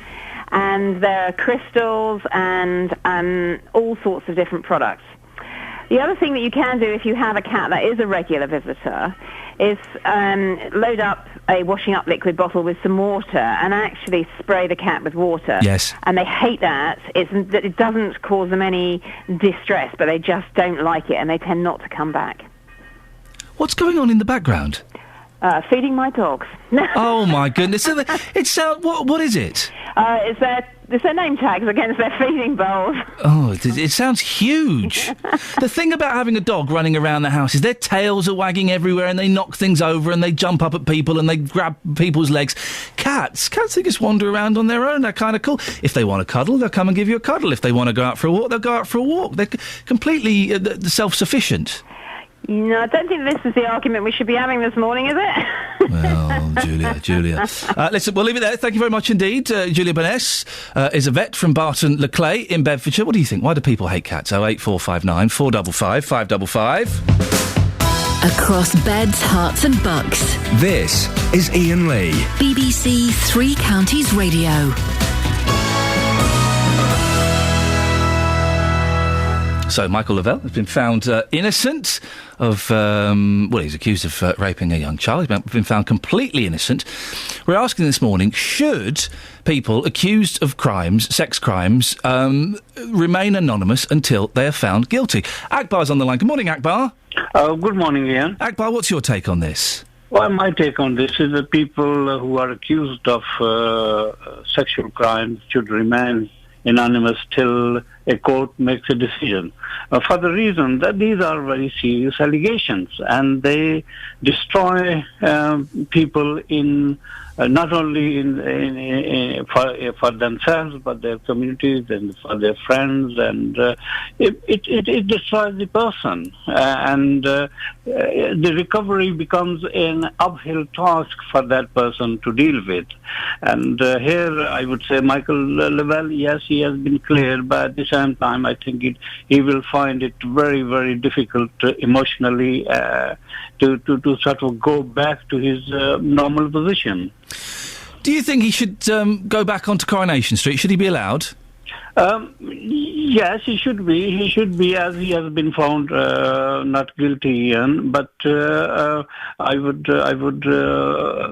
very strongly argue that these people who are accused of sexual crimes, should remain anonymous till court makes a decision, because these are very serious crimes and they destroy people, families, communities, friendships, and God knows what else. The thing is, Akbar, the Stuart Hall case is the example that everyone comes up with, that if he hadn't have been named in the press, then lots of his victims wouldn't have felt confident enough to come forward. That could be said to be an exception, and there will always be exceptions here and then. But in a majority, people are, regularly accused of these offences, and then they are named, and they are chased by media and everybody else, and dragged through the courts. And it becomes a very difficult and very big job for them to sort of get back into a normal mode of life. Akbar, we have to end it there. Thank you very much indeed. 08459 455 555. Is there anybody out there who thinks that Kevin Webster should not walk the cobbles again? That Michael Lavelle shouldn't be allowed back onto Coronation Street? 08459 455 555. On the side, isn't it? This is funny, isn't it? How we jump from one thing to another. Brian in High Wycombe has called in about cats. Morning, Brian. Yes, good morning. Good morning, Brian. Why do people hate cats? Well, it's not cats that I hate. It's there are too many of them, and their owners just let them roam. Now, my next-door neighbour's got a cat. Yes. But that's been trained to stay at its own garden. It looks at me over the fence. Very nice. But other people's cats, there's one walking down the road at the moment. Shoot it. And yes, they just let them roam all over the place. How did your neighbour train a cat to stay in its own garden? That is a mystery to me. Yes, because I've got a cat and my cat roams everywhere, and good luck to her. They say cats are territorial and they each have their own territory, so perhaps other cats have sort of stake their own claim on my garden. But why do you hate cats coming into your garden? If my little Velvet clambered into your garden, it would be a wonderful sight to behold. Two reasons. Go on. As has been said, they do tend to bury it, and, well, one has taken to doing it in the window trough in front of the house. Oh, no, you don't want to look out of your window to look at your... It actually pulls the Patagonians out. It pulls the Patagonians out? Yeah. And does poops? Because it's nice soil, isn't it? Yeah, good soil. It tends to be dry on that trough because it's slightly sheltered, so it's dry earth. But I don't know if you've ever seen a litter tray, Brian. I wouldn't want to do a poo in a litter tray. I'm sure you wouldn't either. I'd much rather go in some nice soil. Yes, so as I say, I'm nothing against the cats. They look at me and they run out of the garden because I chase them off. Oh, I see. I was going to say, it's not look. Do you don't harm them. No. But, I just let them know they're not wanted. But, well, I think that's fair enough. That's acceptable, chasing a cat off your garden. But what's your message to people like me and other cat owners who allow our cats to roam? Well, keep them in at night, really. My poor Velvet likes to go out at night, Brian. Oh, dear. She likes to go out and go mousing and... Just a great one, I won't keep you talking too long, but I saw a cat chase a woodcock, and it got... it was a woodcock, a bird in the garden. Oh, thank goodness, yes. And it actually... So it was a sculpture. ...managed to get under the netting of my fruit cage, but it didn't go far enough. It had been clawed. Yes. And was in distress, so I took it to the vet. The woodcock? The woodcock. Yes. I put it in a cardboard box into straw and took it to the vet. Yes. What did the vet do? The RSPCA will pay for this. So, I would have paid, but they phoned me back, the vet, later, and said, I thought you'd like to know. We gave it antibiotics, and it's now flown happily away. Well, there you go, you see, Brian. It's ended with a happy story. Brian's woodcock there was given antibiotics, and it lived happily ever after. Travel news for beds, cards and bugs. BBC Three Counties Radio. We're not doing too badly this morning on the roads. Everything moving reasonably well on the M25. You've got the usual patches of traffic starting to build up. It's getting slow into the roadworks as you go past Cheshunt. Some delays actually starting to build on the A10, looking at the speed sensors through Cheshunt, coming down toward the M25 as well. Then past Potters Bar again through the works, it's slow. You'll find it busy as you go past Kings Langley at junction 20 and down toward the M40. There's a patch of slow-moving traffic as well. If you're heading into London along the M40 and the A40, that looking quite slow past Uxbridge. The M1 southbound this morning, a wee bit busy as you make your way past junction 11 at the A505. Looking quite slow on the A1, mainly through Boreham Wood, so again it's on the approach into London from Holiday Inn Junction toward Mill Hill Circus. Further back up the A1 at the Black Cat roundabout, some traffic starting to build there as well. Trains and tubes though, they're doing pretty well. Adam Glynn, BBC Three Counties Radio. Across beds, hearts and bugs. This is BBC Three Counties Radio. Good morning. With the headlines, I'm Serena Farrow. The actor Michael Lavelle says he wants to return to Coronation Street after he was found not guilty of sexually abusing a young girl. More locally, people say they desperately need to keep their libraries open in Luton in order to keep their communities alive. Meanwhile, people will have a chance to have their say over the future of children's services at Bedford Hospital. There's going to be a consultation later on this year. And the Transport Secretary wants to persuade us the benefits of the planned HS2 rail line through Buckinghamshire. Apparently, a new study suggests the link will drive growth in all regions. That's the news. Now let's move to the morning sport. Three Counties Sports. BBC Three Counties Radio. Now, after their goalless draw against Ukraine, the England manager Roy Hodgson says he's confident his side will now go on and qualify for the World Cup. England are just a point clear at the top of their Group H, and Hodgson knows victories in their final two matches next month will guarantee their place in Brazil. We've got two home matches. We've shown, I think recently, we showed it against Brazil, we showed it against Scotland, we showed it against Moldova. With the backing of a Wembley crowd, you know, we're a pretty hard team to beat as well. And furthermore, next time I'm expecting that the 7 players who were missing this time, at least 5 or 6 of them will be back in the fold, and that will be important for. Also last night, Watford's Ike Chianya was part of the Scotland squad where they beat Macedonia 2-1. MK Dons defender Lee Hodgson was with Northern Ireland, who lost 3-2 in Luxembourg. The Wales manager Chris Coleman says he intends to sign a new contract with the FA of Wales. That's despite his side losing their latest World Cup qualifier 3-0 to Serbia. And the Football Association of Ireland says they'll discuss recent results after the Republic of Ireland lost 1-0 to Austria. Moving away from football, England's cricketers played the third one-day international of the series. That's against Australia. They trail 1-0, having lost the second one-day at the weekend. And BBC Three Counties Radio, more from me at 8. What happened there? And just, oh yeah. You got a little bit sing-songy. And... See? It's lovely. Uh-oh. Do you want me to explain about the football, by the way? No. Because I forget. No. Your football's about as good as a mathematician's is at English, isn't it, really? Okay. Right. So let's say, so they're at the top. For those who don't know, this is the sentence I was forced to read 45 minutes ago. Sport. England have qualification for next year's World Cup in their own hands after last night's goalless draw with Ukraine. That means, can I tell you what that means? Literally nothing. Nothing. But in their own hands is an expression. No, it's not. Essentially, they're at the top. Right. Right? Yes. So no one will overtake them. I haven't got the power to cut her off. That's essentially, the problem. It's theirs. Qualification is I'll theirs. Do this. But call 08459 455 555. BBC Three Counties Radio. The sentence it literally makes no sense. The thing I don't get sports at all, as you know. The thing I don't get about sports writers and sports journalists is they try and make it sound like poetry.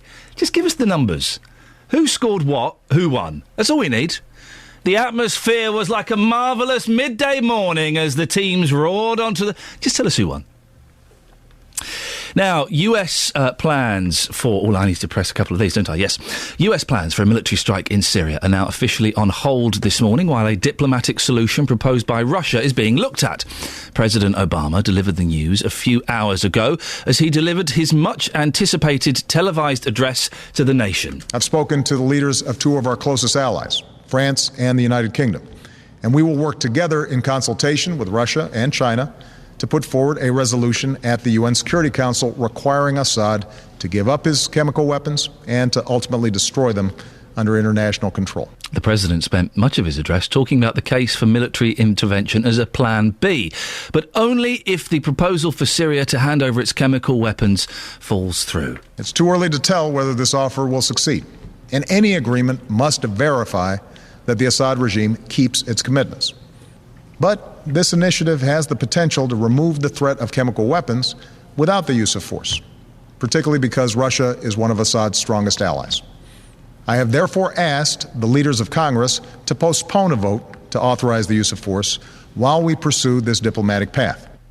Well, we can join our man in Washington, Gavin Lee, who's following events for us there. Gavin, it was a message that was seen as a hugely significant moment a few days ago, President Obama's rallying cry, but events of the past day or so seemed to render it much less important, didn't they?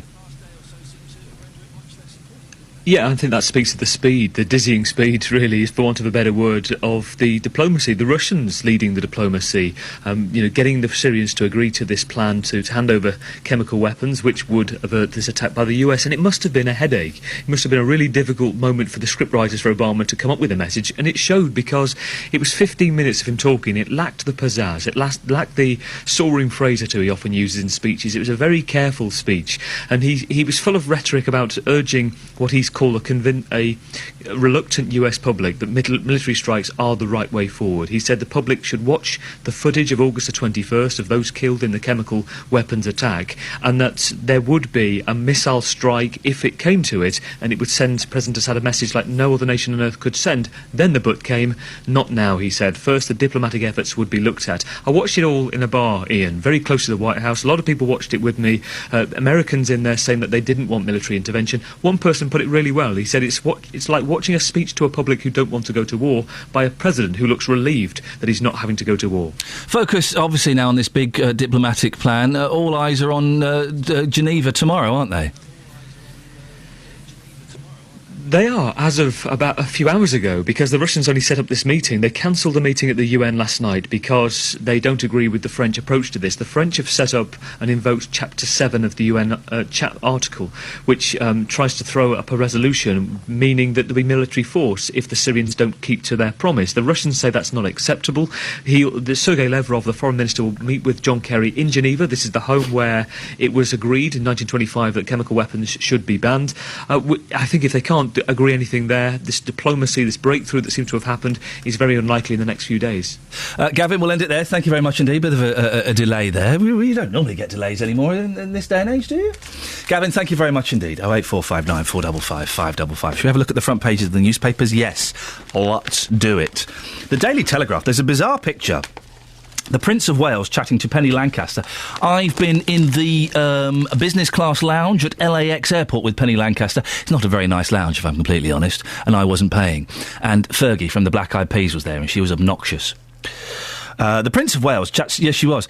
The plane was delayed. Okay, it was a flight from where were we? Los Angeles, of course, back to London. I was travelling. Is it business class or first class? Which is the best one? Which is the one when you press a button and a lady comes and you says, "Business is it?" You say, "Can you turn my chair into a bed?" "Yes, sir." They turned the chair into a bed.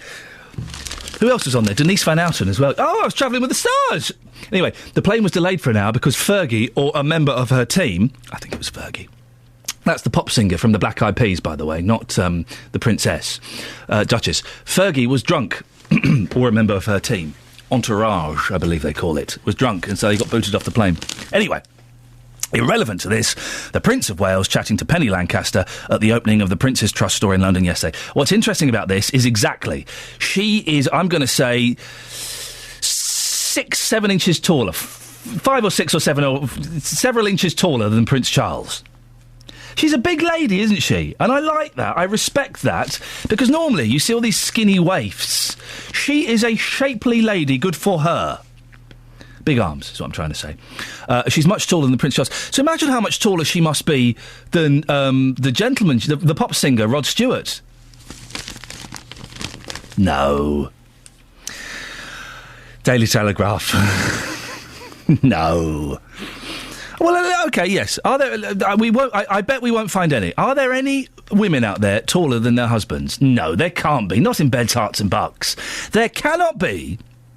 Listening to this in the 3 counties now, a woman, a wife, or indeed girlfriend, taller than their boyfriend or husband. I hate the word partner. I hate the word partner. It's just a silly word. Boyfriend or husband. Is there?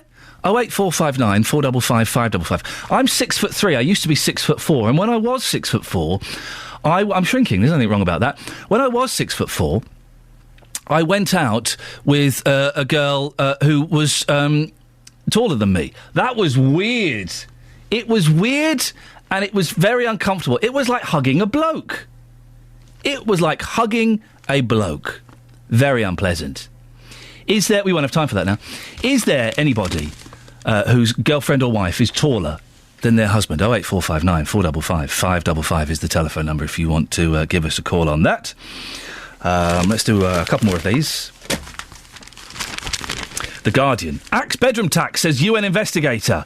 Exclusive, shocking policy is eroding human rights, warns housing expert. The United Nations have got involved on this? Really? Really? The United Nations Special Investigator on Housing has told the British government it should scrap the bedroom tax after hearing shocking accounts of how the policy was affecting vulnerable citizens in the UK. And look, here's another gentleman accused. Evans quits as Deputy Speaker after sex charges. Nigel Evans last night resigned as a House of Commons Deputy Speaker after the Director of Public Prosecutions announced the Conservative MP would be charged with sex offences. Would be charged? Well, there you go, you see. But another case for anonymity, do you think? 08459 455 555. We'll do the rest of the papers in a bit. Protesters against the closure of 2 libraries in Luton said they'll continue to fight to keep their premises open. The plans involve the end of the mobile library service, shutting the branches at Wigmore and Sundon Park, and some staffing reductions elsewhere in the town. Luton Borough Council is to ask the library service provider, Luton Cultural Service, to look at other funding options such as sponsorship before finalising its plans next month. We can speak to Doreen Steinberg from Wigmore. Morning, Doreen. Good morning, how are you? I'm very well, thank you. Why did you decide to get involved with protesting against the closure of Wigmore Library? Well, I think it's such a disgrace. It covers 172,000 residents, and they want to close it. And there is no viable alternative, because Stopsley is a tiny place, there's no parking. Otherwise, people would have to pay £3 to go to town and walk the length of a high street. But they won't use the library. How many people use Wigmore Library? I think about 5,000 on a regular basis. A week? I don't know the exact numbers, but it's the second most used in Luton. OK. And how vital a role does the library play in the community? It's a fundamental thing. It's a central hub. You know, people use it. It's not just people who read. They have the computer, so people do job searches on it. Unemployed people, they need it. People just use it for, getting information generally. Apart from just reading, they have children's groups. They have all sorts of things there, and it's just terrible that they're going to close it. I went to my local library. I'm a big fan of libraries. I love them. You can get books for free. That's what people forget. But they are a little bit dated, aren't they, Doreen? They need to do something to make themselves a bit more attractive, don't they? Well, I personally don't think so. I think a library is there. You go there to read. There's just a thing on television this morning saying children who read for pleasure do better at all sorts of things, even maths. They do better than if their parents have a degree. So reading is very important. Of course it is, but if you look at libraries, they're kind of old, they're a little bit stuffy, and you're not going to attract... Yes, older people might go, like yourself and myself. No, but there's full of little children as well. Children go, yes, of course, because their parents, who are my age, take their children. But teens and people in their 20s don't seem to go... use the computers to do job searches and things like that, even if they don't go to buy books. Well, they can do it on their telephones, though, can't they? The younger people... Well, you say that, but if you're unemployed, you can't afford expensive... Well, I'm not sure. Telephone things, some of these very fancy phones. I mean, they can't all afford that, and they can't all afford internet. There are lots of people, little children, can't afford all these things. And they go there to do their homework. Do you think this is, Doreen, do you think this is part of the problem? Because I genuinely think that libraries are, I think they're a wonderful resource and I think they are a gift to humankind, but I do think they're very dated. Do you think that this is part of the problem, why libraries are losing trade, in inverted commas? Because people are a bit stuck in their ways and don't want to change and move with the times a little bit? Well, I don't think so. I don't think anything needs dumbing down. I mean, when I was a child... I'm not saying... I've not used the phrase dumbing down. I'm expanding them so they are more accessible to people who perhaps find them a little old-fashioned. Well, what sort of things would you do? Well, I don't know. It's a good point, but I don't think dumbing down is the way. I just think that some people, and dare I say it, perhaps yourself, Doreen, we're such a little bit stuck in our ways that we're not open to new suggestions. And libraries don't get 20-year-olds. They don't get 25-year-olds going in there. Well, I don't know. I just know how many people use that library. All the parking's there. You know, they're not going to go to a library if they have to go to the town. No. OK, Doreen, I feel we're going around in circles a little bit, but thank you very much indeed. Is that part of the problem? Doreen, they're very passionate about libraries, and rightfully so. But the suggestion that maybe we need to do something to modernise them a little bit. I'm not saying having funky lights and glitter balls, but the suggestion that we do something perhaps a little bit different to try and encourage more people into them is met with well, no, we don't need to change anything at all. No, it's absolutely fine. Well, it isn't fine, is it? Because libraries are... I went to my library the other day, it was empty. It was empty. 08459 455 555. Travel news for beds, cards and bugs. BBC Three Counties Radio. A few slow patches starting to appear on the speed sensors this morning. Quite busy on the A6 through Clop Hill as you come to the junction with the A507. You might find it a little bit busy in Hitchin at the minute. The A505 in particular looking slow, as is the A602 as you make your way across from the A1M. The A5, well, it's looking slow northbound into Hotcliffe, southbound looking busy through Dunstable and past Markyate down toward the M1, and the M1 looking slow as it does tend to past junction 11 at the A505 toward 10 at Luton Airport. The A1 at Black Cat Roundabout is busy. You then have a patch of traffic on the A1M as you go past Stevenage junctions 8 to 7, and then into London, slow from the Holiday Inn junction towards Stirling Corner and from Apex Corner to Mill Hill Circus. M25 anti-clockwise, busy through the roadworks section. Also slow from the M1 to Kings Langley and Maple Cross to the M40. If you're commuting by rail this morning, things are looking good on the departure boards. Adam Glynn, BBC Three Counties Radio. Thank you, Adam. 7:47. I'm starting to warm up a little bit now, dear listener. You'll be pleased to hear. I don't know what that means, but it certainly means something. It is Wednesday, the 11th of September. I'm Iain Lee, and these are your headlines on BBC Three Counties Radio. The Coronation Street actor Michael Lavelle has been found not guilty of sexually abusing a young girl and now says he's looking to get his job back. People can finally have their say on children's services at Bedford Hospital, as bosses have agreed to a consultation later in the year. And in sport, after their goalless draw against the Ukraine, the England manager is confident his side will now go on and qualify for the World Cup. Coming up, more on Bedford Hospital, but before that, let's get the weather with Kate. Beds, Hearts and Bucks weather. BBC Three Counties Radio. Good morning. Well, there's a lot of cloud around this morning, but the wind, thankfully, is gradually beginning to ease, that north-westerly wind.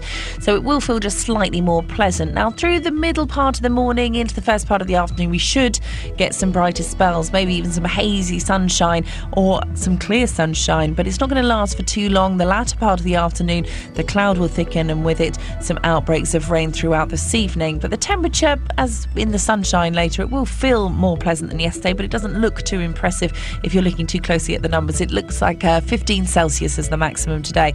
Now, overnight, like I said, this warm front moves through, bringing with it some thicker cloud and some outbreaks of rain. Once it passes, we've got some more humid air behind it. That turns everything a little bit murky, maybe a little bit misty towards dawn tomorrow morning. Minimum temperature 12 Celsius. And tomorrow, once that mist lifts, we'll get some breaks in the clouds, some brighter spells, and we're hanging on to that warmer air. So things likely to feel a little warmer tomorrow. We're looking at a maximum of 18 Celsius. Thank you very much. Every weekday morning from 9, the biggest local talking points. There is only one professional force that can control chemical weapons. How can we, as a civilised country, stand by and let more poor innocent children get killed? The JVS Show. Harry's in Bedford. Let's see what Harry wants to say. She knew what the laws were. She knew what she was doing. She got caught tough. I disagree with the penalty. I think that for smuggling drugs, it shouldn't be a death penalty. The JVS Show. Weekdays from 9. BBC Three Counties Radio. So a little run-in, that's probably too strong a word with Doreen, who is disappointed that her library is possibly going to be, well, potentially going to be closed down, Wigmore Library. I just get the feeling that older people, I include myself in that, and Doreen, I don't know her age, but I suspect she may be a little bit older than me. I just think that maybe we need to change with the times a bit. Libraries are very dark and they're just strange places. I suspect Doreen perhaps got upset in the 80s when they started having cassettes you could hire out. Yes, the primary purpose of a library is books, and now you can use computers there. I just think they need to do something else to make them a bit more attractive to people. Interesting, Doreen's figures as well. How many people use the library? About 5,000. Is that per week? Oh, I don't know the figures. April's in Luton. April? Good morning. Libraries. Oh, vibrant places. You're being sarcastic, aren't you? No, I'm not. The local library that my son goes to, they have kids club. During the summer holiday, they have magicians there. They have songs and dance. How old is your boy? Okay, he's 4.5. Exactly, you see, and he's taken there by his grandmother. She uses it every week. April, you've just put forward my case for me. There's a 4.5-year-old and a 70-year-old woman. There's nobody in between. Well, that's not entirely true. I do go to the library on occasion, but I do use their virtual library. What? Bedfordshire have a virtual library. Oh dear, what's that mean? Well, you just go online, you can order books and download them to your e-reader. Oh, for goodness sakes. I download books to my e-reader. When was the last time you physically went into the library? About 5 weeks ago. Okay, 5 weeks ago. And what did you get out from there? I didn't, because I didn't have anything that I hadn't already read. You see, they need to get with it a bit more. I like the idea. I'm scoffing at the virtual library, but actually that's not a bad idea. That's one thing they could do. You go in there with your Kindle or whatever, and you sit at the computer and you scan through. You go, I want 50 Shades of Grey. You plug in your Kindle, wallop, you download it. It's on your. You don't even have to go there. Well, there you go. There you go. And what does it disappear after 2 weeks or something? No, I think you got about you got the standard 4 weeks, I think. And then it goes. It just disappears. No. Huh? No, it doesn't. Well, so you keep it? Yeah, that's kind of the disappointing Well, that's their... Well, listen, there is simple technology they can get that will mean the book disappears after 4 weeks. Easy, okay? Right, so we've got that. That's something. And I agree with you. I take my 3.5-year-old boy to the library all the time because they have wonderful... You can make noises in the library now. Yes, you can. There's no one going around going, shh. You can make noise. And they have magicians, they have songs, they have toys, they have games, and we sit down and we read, and it's wonderful. But, April, how old are you? 38? No, 43. There we... Older than me, you see. Yeah. There's nobody between the ages of 17 and 29 using their library on a regular basis. And I don't know about that. Well, I do. I'm telling you, it's a fact. And it's as much as a fact as that woman saying 5,000 people use her library. Is that a week? I don't know. Nobody between the ages of 17 and 29 is using their library. I would like libraries to get bigger. The problem I have is that I've read all the books they have in the Bedfordshire Library. They need to rotate more. Of the genres that I like. What genres do you like? Science fiction and fantasy. Science fiction and fantasy. We'll go again, 50 Shades of Grey. I'm jealous of Birmingham. Yeah, that's huge. They've got the biggest library, I think, I'm going to say it, in Europe. The biggest library in Europe is in Birmingham. How mad is that? I have a colleague here who lives in the local area, and he really does like libraries. Yeah. I think he's 50 and he goes on a regular basis. He's 50? Yeah. April, you're doing the argument for libraries no favours. Old people and toddlers. That's it! We need to make libraries sexy for 17 to 29-year-olds. How do we do it? I don't know. Ophelia's in Luton. Good morning, Ophelia. Good morning. How are you? I'm good. We need to make libraries sexy. No, we don't. Sorry? We don't. What do you mean? Well, what do you mean by sexy? We need to make them attractive to young people. Listen, with no disrespect, you're going to tell me you use your library, but you're also an old woman, aren't you? And now I'm an old woman, very old, but I've always used the library since the age of 5. I mean, yeah. I came from a very poor family, and there was loads of us, so the library was a place where you went to read and to do your homework. Yes. And as I grew up with that, I remember where I lived in London, it was the same thing. I mean, that was in the 70s, the 60s. No, I'm talking about as recent as the 90s as well. How old are you, Ophelia? I'm old. Can't say on the phone. 43. No, older. 52. Not quite. 49. Oh, stop it. Bingo now.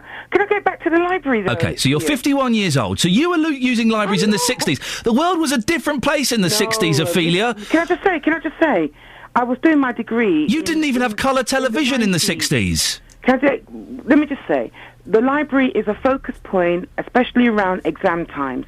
It's got the right atmosphere. Oh, Ophelia... You're so out of touch. I don't know if you heard... There's these new things. I don't know if you've heard of them. They're called computers, and all the information you can get in the library, you can get on a computer, and the young people are not bothered going to libraries. They're in their bedrooms on their computers. That's not true. That's Ian. true. Ian, you're not going to the libraries enough yourself, if that's what you're saying. Go on, even on a Saturday morning. It's mainly the Central Library, because the library is so central. I didn't even realise Wigmore's closing down, because I've been so busy and mostly going to the Central Library in Luton, which is a bit annoying, but Wigmore is my favourite library. When I first moved to Luton about 12 years ago, after getting my signing the papers and everything else, the day after I moved and got that all done, the first place I went to sign up was the library. That was in the olden days, Ophelia. No, that was just 2000. That's 13 years ago. No, but the library is so cool. And do you know, it's a socialising place. You can meet people there. Oh, I don't want to meet people. You don't? Oh, I don't like meeting people. You get to talk to people of like-mindedness. Oh, no. Don't want to talk to people in the libraries. Young people go there to meet people. No, Ophelia, for goodness sakes, you're living in a Mills and Boon novel. As recent as last year, I saw it at Central Library as well. OK, well, Ophelia, we have to end it there. Thank you very much indeed. 08459 455 555 is the telephone number. I cannot believe that Ophelia is still clinging on to the hope that libraries are cool. OK, well, we've got 2 minutes for this. We can try and fit this in. People in Bedford will have a chance to have their say of the future of children's services at the town's hospital when a consultation begins later this year. The hospital... Do you want to do this or do you want to do this later? Should we do it now? Do it later. What are you saying? I say later, because otherwise we haven't got a lot of time. I say later as well, but the fact that it was still on the screen implied that I was going to go for it. We'll do it later. 08459 455 555. We'll do it later on. We'll give it the time that it deserves. Libraries, though. We need to make them sexy. Ophelia is 51 years old. She is old. I am 40 years old. I am old, OK? We don't know I don't know what a 19-year-old wants anymore. What do they want? Justin Bieber? Lady Gaga? I don't know what they want. We need to make libraries sexy for young people. How do we do that? I don't know. Taking your Kindle so you can go in and you download a book for a bit. There we go, we can do that. Do it on your iPad. Something like that. What do you think? That's an idea. But what else do we do? Can we find anybody between the ages of 17 and 29 who regularly uses their library and isn't a swat? Isn't a Walter the Softy? 08459 455 555 is the telephone number. You can also go to facebook.com/BBC3CR. Lots of you having your say about whether people accused of sex crimes should be named or not. Mark Dunn says, evidence or not, there is also a lot of these money-grabbing media junkies trying to get a quick buck.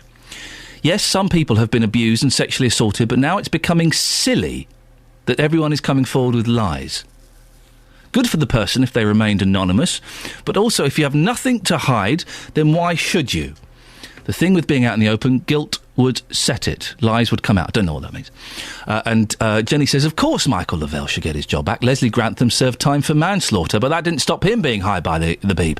But I don't agree with naming the victim unless she acted maliciously. In many cases, she may have been someone's victim, just not that of the accused. Travel news for beds, cards and bugs. BBC Three Counties Radio. Slow moving on the M1 southbound still as you make your way from junction 11 at the A505 toward junction 10 for Luton Airport and the Spur Road. Speed sensors also picking up a fair bit of traffic this morning on the northbound A5. It's as you make your way into Hotcliffe. And there may be some temporary traffic lights around there. I'm not sure. We haven't had reports of roadworks, but if you're caught in the queue and if it's something unusual, let us know. 08459 455 555. The A6 in Clop Hill looking slow as well. The A1 slow at Black Cat roundabout, busy into Sandy on the southbound side. Also then slow as you make your way past Stevenage and then into London, delays through Boreham Wood. M25 slow anti-clockwise through the roadworks, past the M1 and round to the M40. Adam Glynn, BBC Three Counties Radio. Thank you, Adam. So, should we name people accused of sex crimes? 08459 455 555. And how do we make libraries cool? I know. What a strange idea. Local and vocal across beds, hearts and bucks. This is BBC Three Counties Radio.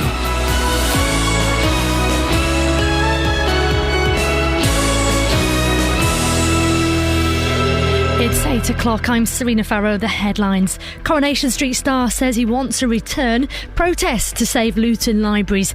And is there a cat killer in Milton Keynes? BBC Three Counties Radio. The Coronation Street actor Michael Lavelle says he wants his job back after he was found not guilty of sexually abusing a young girl. The actor who plays Kevin Webster had denied 12 counts of rape, indecent assault and sexual activity with a child. More locally, people in Luton say they desperately need to keep their libraries open in order to keep their communities alive. Well, petitions have been collected to save both the Wigmore and Sundon Park. It covers 172,000 residents and they want to close it. And there is no viable alternative because Stopsley is a tiny place, there's no parking. Otherwise, people would have to pay £3 to go to town and walk the length of a high street. Resident Doreen Steinberg, who also voiced her opinions at a council meeting last night. There, it was decided that Luton Borough Council will look at other funding options such as sponsorship before it actually finalises its plans in October. Now, a Milton Keynes man says there's a cat killer on the loose after his pet was poisoned with antifreeze. Ken Power believes his cat Bo had been fed chicken coated in the dangerous substance. He says it's too cruel. I don't understand. There is no rationale behind it. There's no logical sense to it. And no, I can't understand why anybody would do that. I wouldn't know where to begin. In Bedford, improvements to children's services are on the horizon at the hospital as they now want people's views. A consultation will start later this year. The Trust closed some of the services after junior doctors were withdrawn because there just simply wasn't enough staff to train them. Well, the hospital since apologised and is now actively recruiting. But the town's mayor, Dave Hodgson, says it just delays the process. The hospital had good clinical outcomes in paediatrics. The hospital in the last 2 years has been financially viable. So both those things are okay. And yet it seems to be used as an excuse by the CCG to actually look at reconfiguring, and does that mean removing services from Bedford Hospital? I hope not, but I believe so. It's claimed the HS2 rail link through Buckinghamshire may boost Britain's economy by £15 billion a year. A study commissioned by the company responsible for the line says most of the benefit will be felt in the local regions, not London. And an engineer who works in Stevenage has survived yet another week on the BBC TV show The Great British Bake Off. Rob Smart had to make pies last night. Speaking before the show, he told BBC Three Counties Radio what he thought made a good pie. It's got to have a decent colour on it. It's got to be cooked through. It's got to try and hold its shape at least. That's less important. I mean, flavour and texture are the most important things of the pie. Sport now, in England drew 0-0 with Ukraine in their latest World Cup qualifier last night. Victory in their final two in next month will guarantee automatic qualification for Brazil. So mostly dry for the rest of the day. Temperatures feeling warmer than yesterday, 18 degrees Celsius. Get the latest news and sport online at bbc.co.uk/Three Counties.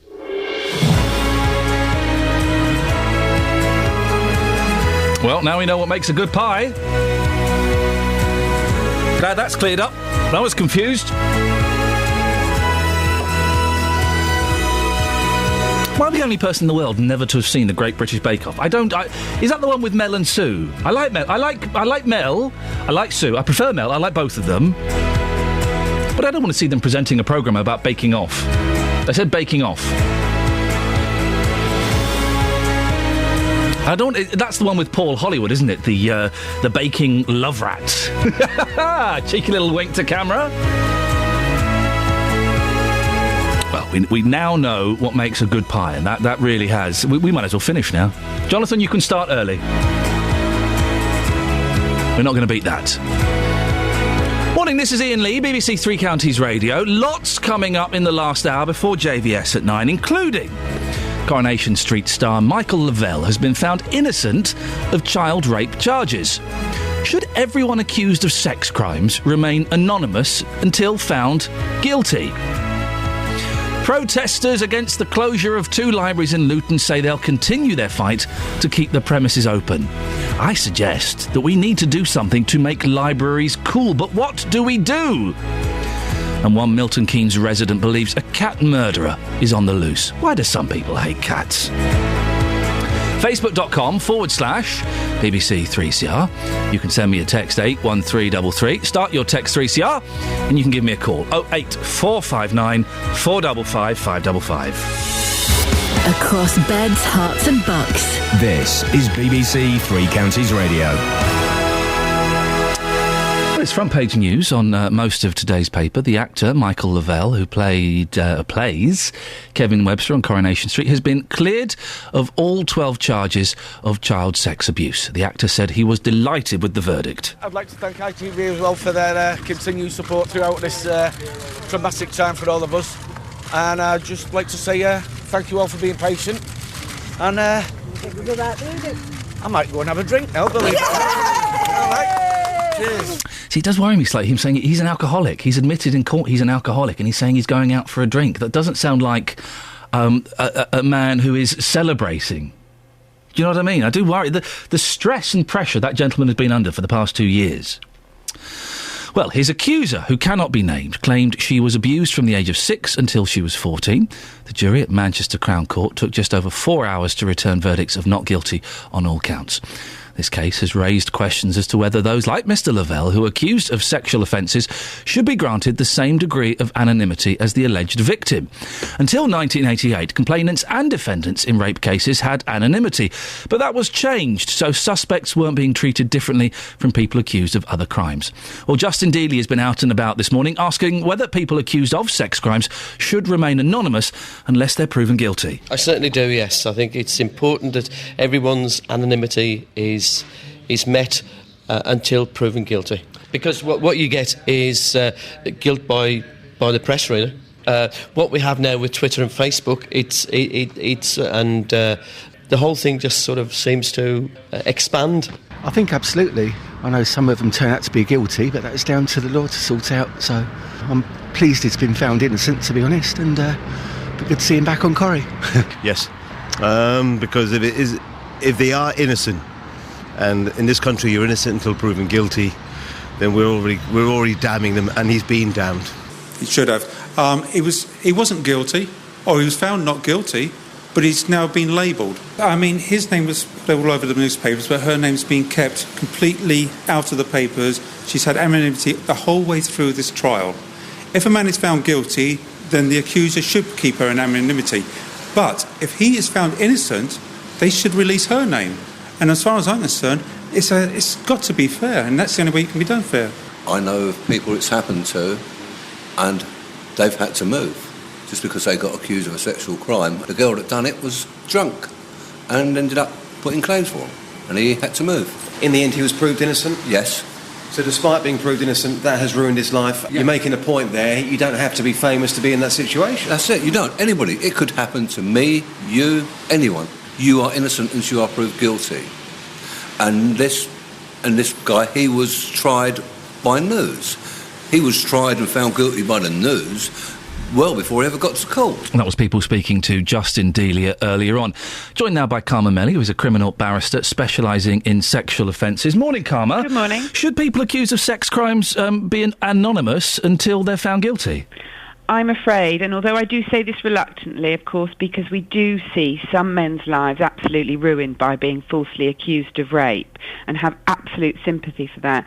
But still, on balance, I do think there is a lot of positive to be gained by having men's names accused of sexual offences being allowed to be published in the paper. What are the positives? The positives, first and foremost, is that we have seen time and time again that when someone is charged with sexual offending and his name is, I use a he in this case, but his name is reported in the paper, you see other victims come forward. Now, it wasn't so long ago that we had, of course, Stuart Hall convicted of sexual offences.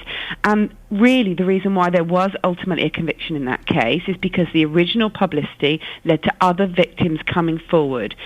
Victims who didn't know each other, who weren't colluding with each other, and the evidence became overwhelming because of the number of victims. How often does that happen? It genuinely does happen. We've in the How often? I don't know what the statistics are, but I can tell you from my own professional career that I have seen it happen. Now, those won't be cases that have been reported in the national media. They might be on a local level. We've seen people accused and their names appear in the local paper and other victims come forward. And those cases that I've been involved in have meant the defendants ended up pleading guilty to those offences because of the number of victims. So, genuinely, we have those cases. For example, the London taxi driver rapist, name was out there, other victims came forward. So it does provide a real positive and public good. But Michael Lavelle, hopefully he will get his job back, but there will always... we've had people on Facebook saying, well, listen, he was found innocent, but that doesn't mean he's actually innocent. It just means there wasn't enough evidence. Mud sticks and no smoke without fire. People will chuck all these cliches out and believe that this gentleman is guilty. There will be some people who do feel that, absolutely, but almost all the reports that I've read so far have actually been very sympathetic to the very difficult situation that Mr. Lavelle has been facing. Well, they have to in the newspapers, but because they're legally obliged to, because he has done nothing wrong. But your man on the street, lots of them will be going, well, hang on, I bet something went on.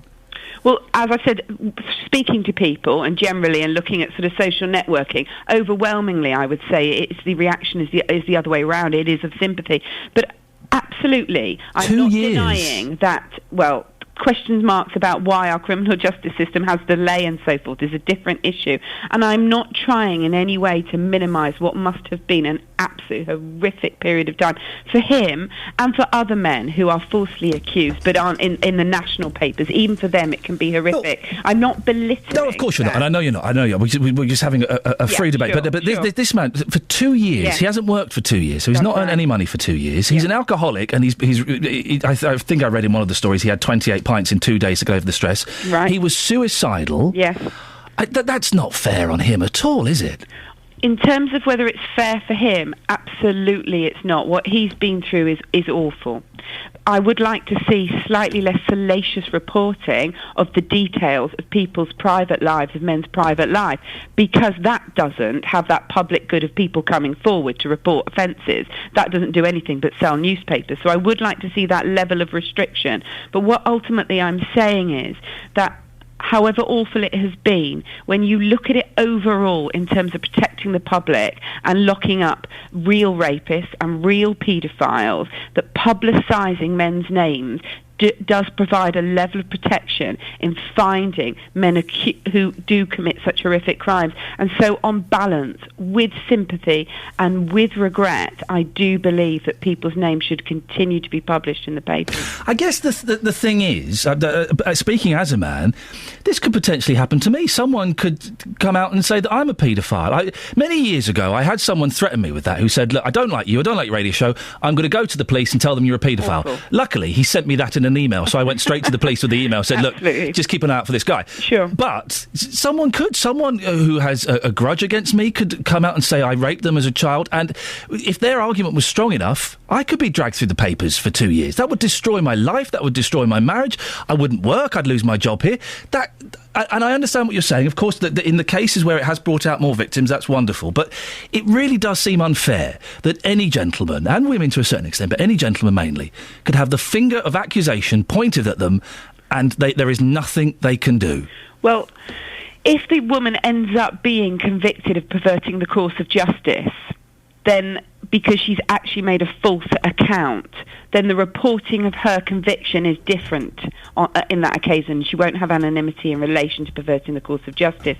But there is another slight argument as well that I'd just like to mention, which is, of course, that defendants don't have anonymity for any crime.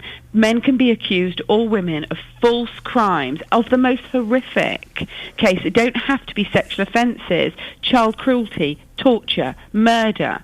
Now, people accused of those horrific crimes don't have anonymity. I do worry that if we're going to start to call for just men accused of sexual offences and only they should have an anonymity, it's rather saying something about our attitude to women and children who report offences of sexual offending towards them? What sort of message does it send to them? If we're going to report people accused of crimes names before conviction, then it needs to be the same rule for all offences. Karma, I appreciate your time. Interesting argument. It's Karma Melly, criminal barrister specialising in sexual offences, puts forward a very strong case. She would do. She's a criminal barrister, for goodness sakes. What do you think? Do you agree? But yes, the system works perfectly well at the moment, that men should be named. Or do you think they shouldn't? 08 459 455 555. JVS is asking today, is it right that we name people accused of sex crimes? I had a fellow who hated me on another radio station. Hey, I think I cut him off. I was rude to him. So he sent me an email saying, right, what I'm going to do is I'm going to out you as a paedophile. I'm going to... He listed everything he was going to do, and then he sent me an email pretending he was a girl, saying, oh, what? So I just went straight to the police. I went, I've just had this email from this gentleman who's going to out me. I want you, feel free to come and look at my computers, come and do anything you want, but I just want to get in first. And they went and nicked him, because he'd left something, he'd left a clue as to who he was or something. They went and nicked him. Did he go to prison? No, he didn't go to prison, but he got a big fine. He was a nut job. Anyway, we're going off on a tangent. 08459 455 555. It's 8:15. Let's get the travel with Adam. Travel news for beds, cards and bugs. BBC Three Counties Radio. The A1M has been looking particularly slow this morning southbound. Turns out there's been an accident. It's on the hard shoulder now. It's between Stevenage North and South, junctions 8 and 7, and traffic is still looking really slow past the scene. If you're heading further toward London on the A1, expect the usual delays through Boreham Wood. It's looking very slow at the moment past the Holiday Inn junction. Further back up the A1, you've got some queues from the Eton-Soken junction down toward the Black Cat roundabout. Looking busy on the Bromham Road into Bedford, the A428. Slow in Olney on the A509. Milton Keynes not looking too bad. Leighton Buzzard maybe a little busy on the A505 toward the 4146 junction. Dunstable on the A5 and Markyate both looking okay. Redbourne a little slow though near to the M1. M1 looking a bit busy as you make your way down toward London, but really not too bad actually past Hemel Hempstead. Usual queues starting to build around London Coney on the A414, and then on the M25 anti-clockwise delays through the roadworks section, and then again as you get round toward the M40. Adam Glynn, BBC Three Counties Radio. Thank you very much.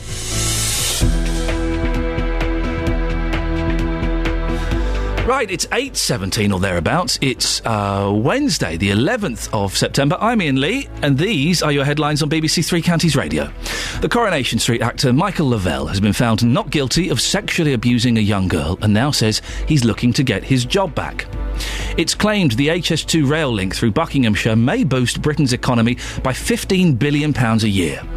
In sport, after last night's draw with Ukraine, England now need 2 more victories to qualify for the World Cup. Coming up, we'll hear about the public consultation over the future of the children's services at Bedford Hospital. BBC Three Counties Radio.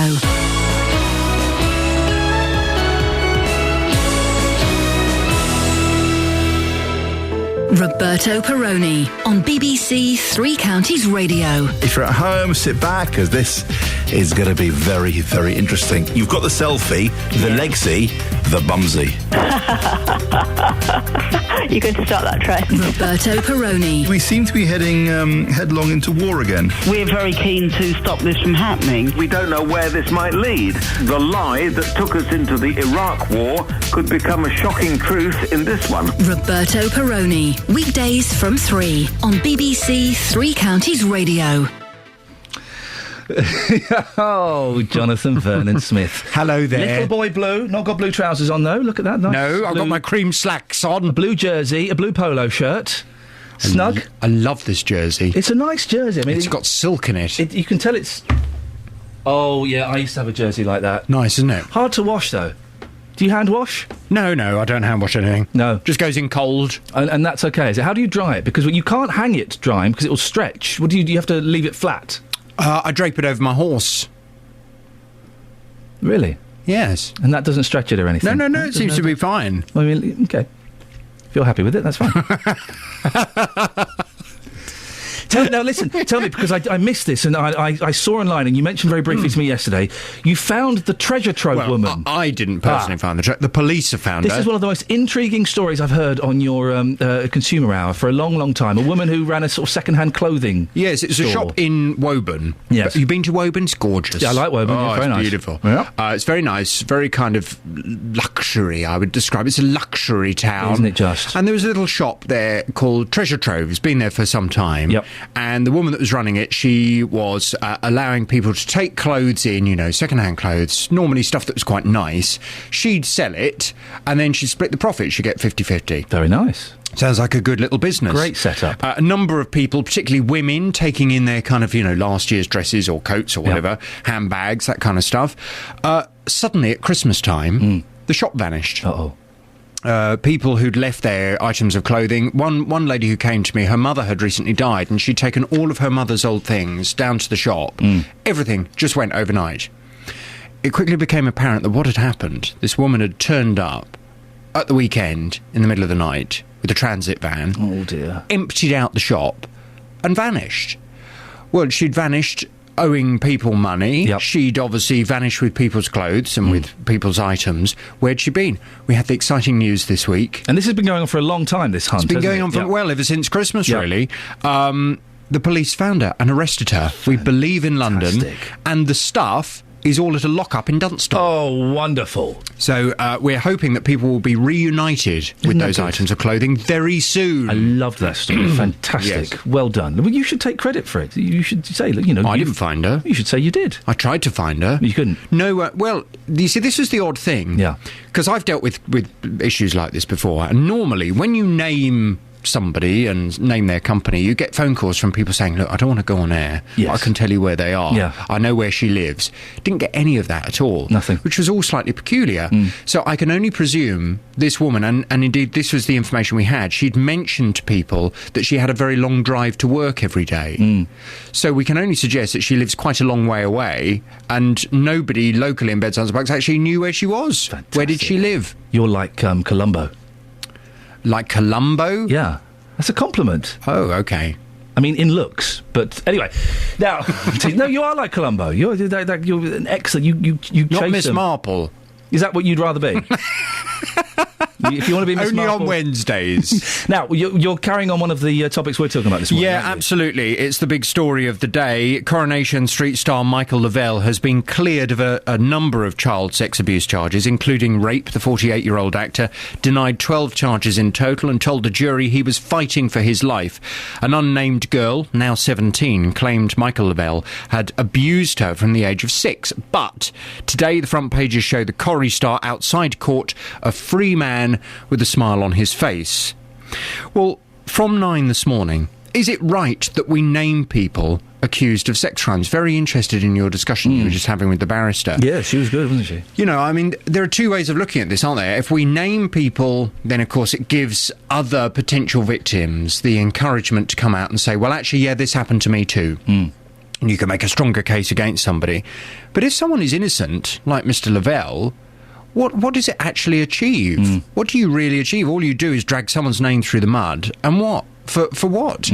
All because perhaps some fantasist decides they're going to make an accusation which is wholly unfounded, or somebody has a vendetta against someone, they decide to do this. It just seems totally and utterly unfair that you can ruin someone's life. But from 9 this morning, I want your views. Is it right that we name people accused of sex crimes? Call 08459 455 555. BBC Three Counties Radio. I was just sorry, I don't have to ask you. I thought we could get that in time. Have you broken your finger at any point? No, this one. Your No, little see, finger's this one bent. is straight. Yes. That one, I can't straighten any more than that. I just saw you putting your hands together, and it was a little Like that. wonky. Is that from birth? Is that what is that? Well, I can't. I can straighten it if I do that. Isn't that funny? Ooh. What? It's maybe uncomfortable. What? Because you found a little defect in me? Could you wear a glove? Plenty more. Thank you, JVS. Thank you very much. See you later on. 08459 455 555 if you want to give him a call. Now, people in Bedford will have a chance to have their say over the future of children's services at the town's hospital when a consultation begins later this year. The Trust has faced severe criticism for closing some of its paediatric services after junior doctors were withdrawn because of a shortage of senior staff to train them. The hospital has apologised but says they will now look to advertise posts across both Milton Keynes and Bedford hospitals to make it more attractive. Peter Parry-Oakton is a Bedford GP from the local clinical commissioning group, which will determine the future of the paediatric unit. Good morning, Peter. So let's start with some good news. From Monday, urgent GP referrals will be brought back to the hospital. What does that mean for you and for the patients? Yeah, this is very welcome news. It means that, if we see a patient in our surgeries who we are concerned about, that they haven't got a life-threatening condition, but we are concerned that things might deteriorate, we can get that patient seen at Bedford Hospital on the Riverbank ward between the hours of 9 o'clock and 10 o'clock at night, 7 days a week. So I think that will mean that for the vast majority of children who present with, an illness on the day, they may well be able to be managed in Bedford. Only those very sick children who need to be kept in overnight will then need to transfer to Milton Keynes. Now, this consultation, how does that work and who's going to be consulted? Right. Well, if we change services, we are legally required to consult with the public, and we think that's really important. We're a new organisation, and we actually, we are genuinely interested to hear the public's views. And last night at the Overview and Scrutiny meeting, we heard two members of the public speak very eloquently about what they wanted paediatric services to be like. And we know from all the marches that people do care passionately about what paediatric services are like. So we're going to have a consultation period that starts in November, running through to January. There's a bit before that when we engage with people to find out what the sort of various options might be. Then there's a consultation, and in March the various options will come to the CCG governing body for a decision. Some people saying it's not really necessary. Is this just an excuse to trim down services in the paediatric unit? Not at all. Yes, the Mayor seems to be of the view that we should replace like with like, and that having had this crisis, and I think this needs to be looked at in the context of the recent CQC report, which was fairly damning of Bedford Hospital, I think to put things back exactly as they were, to me, just does not seem right, and to us. So we think we need to, in fact, improve paediatric services. So it's not about putting the same back. We want to improve it. And we heard last night from the public that actually they've discovered that other hospitals, where they've had to go, sometimes actually provide better paediatric services than they were getting at Bedford. And they understand that actually to get better services, we may have to change the way they're delivered. And they are happy to accept that things might be different, but overall will provide a better service to our patients. Peter, when you say different, of course everybody wants things improved. Do you mean streamlined slightly? Well, I think services can be provided in a more effective way so that patients get seen quickly and get the right treatment the first time they're seen. So, it's streamlined, but we're not talking about cuts. We're talking, it may be an enhanced service. We want, generally, with the money that we only have limited resources, clearly, but we want to make sure, and with discussion with the public and patients, how can we use that resource in the best possible way to make sure the majority of our patients get actually excellent care, and hopefully locally wherever possible. How can people get involved in the consultation, Peter? Right, well, there's our website, which is www.bedfordshireccg.nhs.uk. I think we'll go live on the 23rd of September, and there will be, on there you will be able to find, how to get involved. Obviously there will be also all sorts of communications going on as well, but the website is probably the best place to start in the first place. Peter, thank you very much indeed. Peter Parry-Oakton, Bedford GP from the local clinical commissioning group. Call 08459 455 555. BBC Three Counties Radio. Subject of libraries. We need to make libraries sexy. Save the British Library. Mark in Bletchley. Iain, I think you'll find that the library is quite busy for job searchers that have no internet. OK, right. So how many computers have they got? 6? OK. It's not... OK. And I'm going to say something that people are going to hate me for. Middle-aged men looking for jobs on computers is not sexy. I've said it. I know it's essential. It's an essential service. It's an essential service. Congratulations, well done. And, of course, they should be providing it. But we want to make libraries sexy. We want to get younger people in there. Middle-aged men looking for jobs on computers is not sexy. I'm speaking bluntly, but as I find. It's a wonderful service, and I'm not saying we should get rid of it. We need to keep that. We need to add to that to make libraries sexy. Here we go. David's got a suggestion. Thank you, David. Libraries need a coffee shop. Boom. He's in there. You go into a big bookshop now, they quite often have a Costa franchise, or they'll have a little independent coffee shop. Now, if I went to my local library and they had a Starbucks, or they had a little get a little local coffee shop to open up a little stall in there, selling coffee and croissant, maybe a cheese and chutney sandwich, then I'd sit in there for a bit longer. I'd have a cup of coffee, sit down, have a sandwich, nice bit of carrot cake. Whoa, lovely. Hey? Thank you, David. At last, a sensible suggestion on how we make libraries sexier. Maybe they could have a bar and sell Alco Pops. 08459 455 555. Travel news for beds, cards and bugs. BBC Three Counties Radio. Things still looking busy on the A1M southbound. We had an accident a bit earlier this morning, now on the hard shoulder between junctions 8 and 7 as you go past Stevenage, but traffic's still quite slow past the scene. Plenty of people using the A602. It's looking rather busy eastbound past Watton at Stone as you head across toward the A10. The A10 looking better through Cheshunt, but still a little busy toward the M25. In Hertford there are some delays on the westbound A414. Again, that's from the A10. M1 looking much improved. A5 looking much better around Dunstable as well. Still some delays into Bedford though on the Bromham Road, and in Olney on the southbound A509. Looking at the M25 then, anti-clockwise delays into the roadworks past Cheshunt at junction 25 through to Potters Bar, and then it slows up as you make the approach to the M40 at junction 16. And the A404 from High Wycombe toward Marlow is looking busy this morning too. Trains and tubes though, they're doing well. Adam Glynn, BBC Three Counties Radio.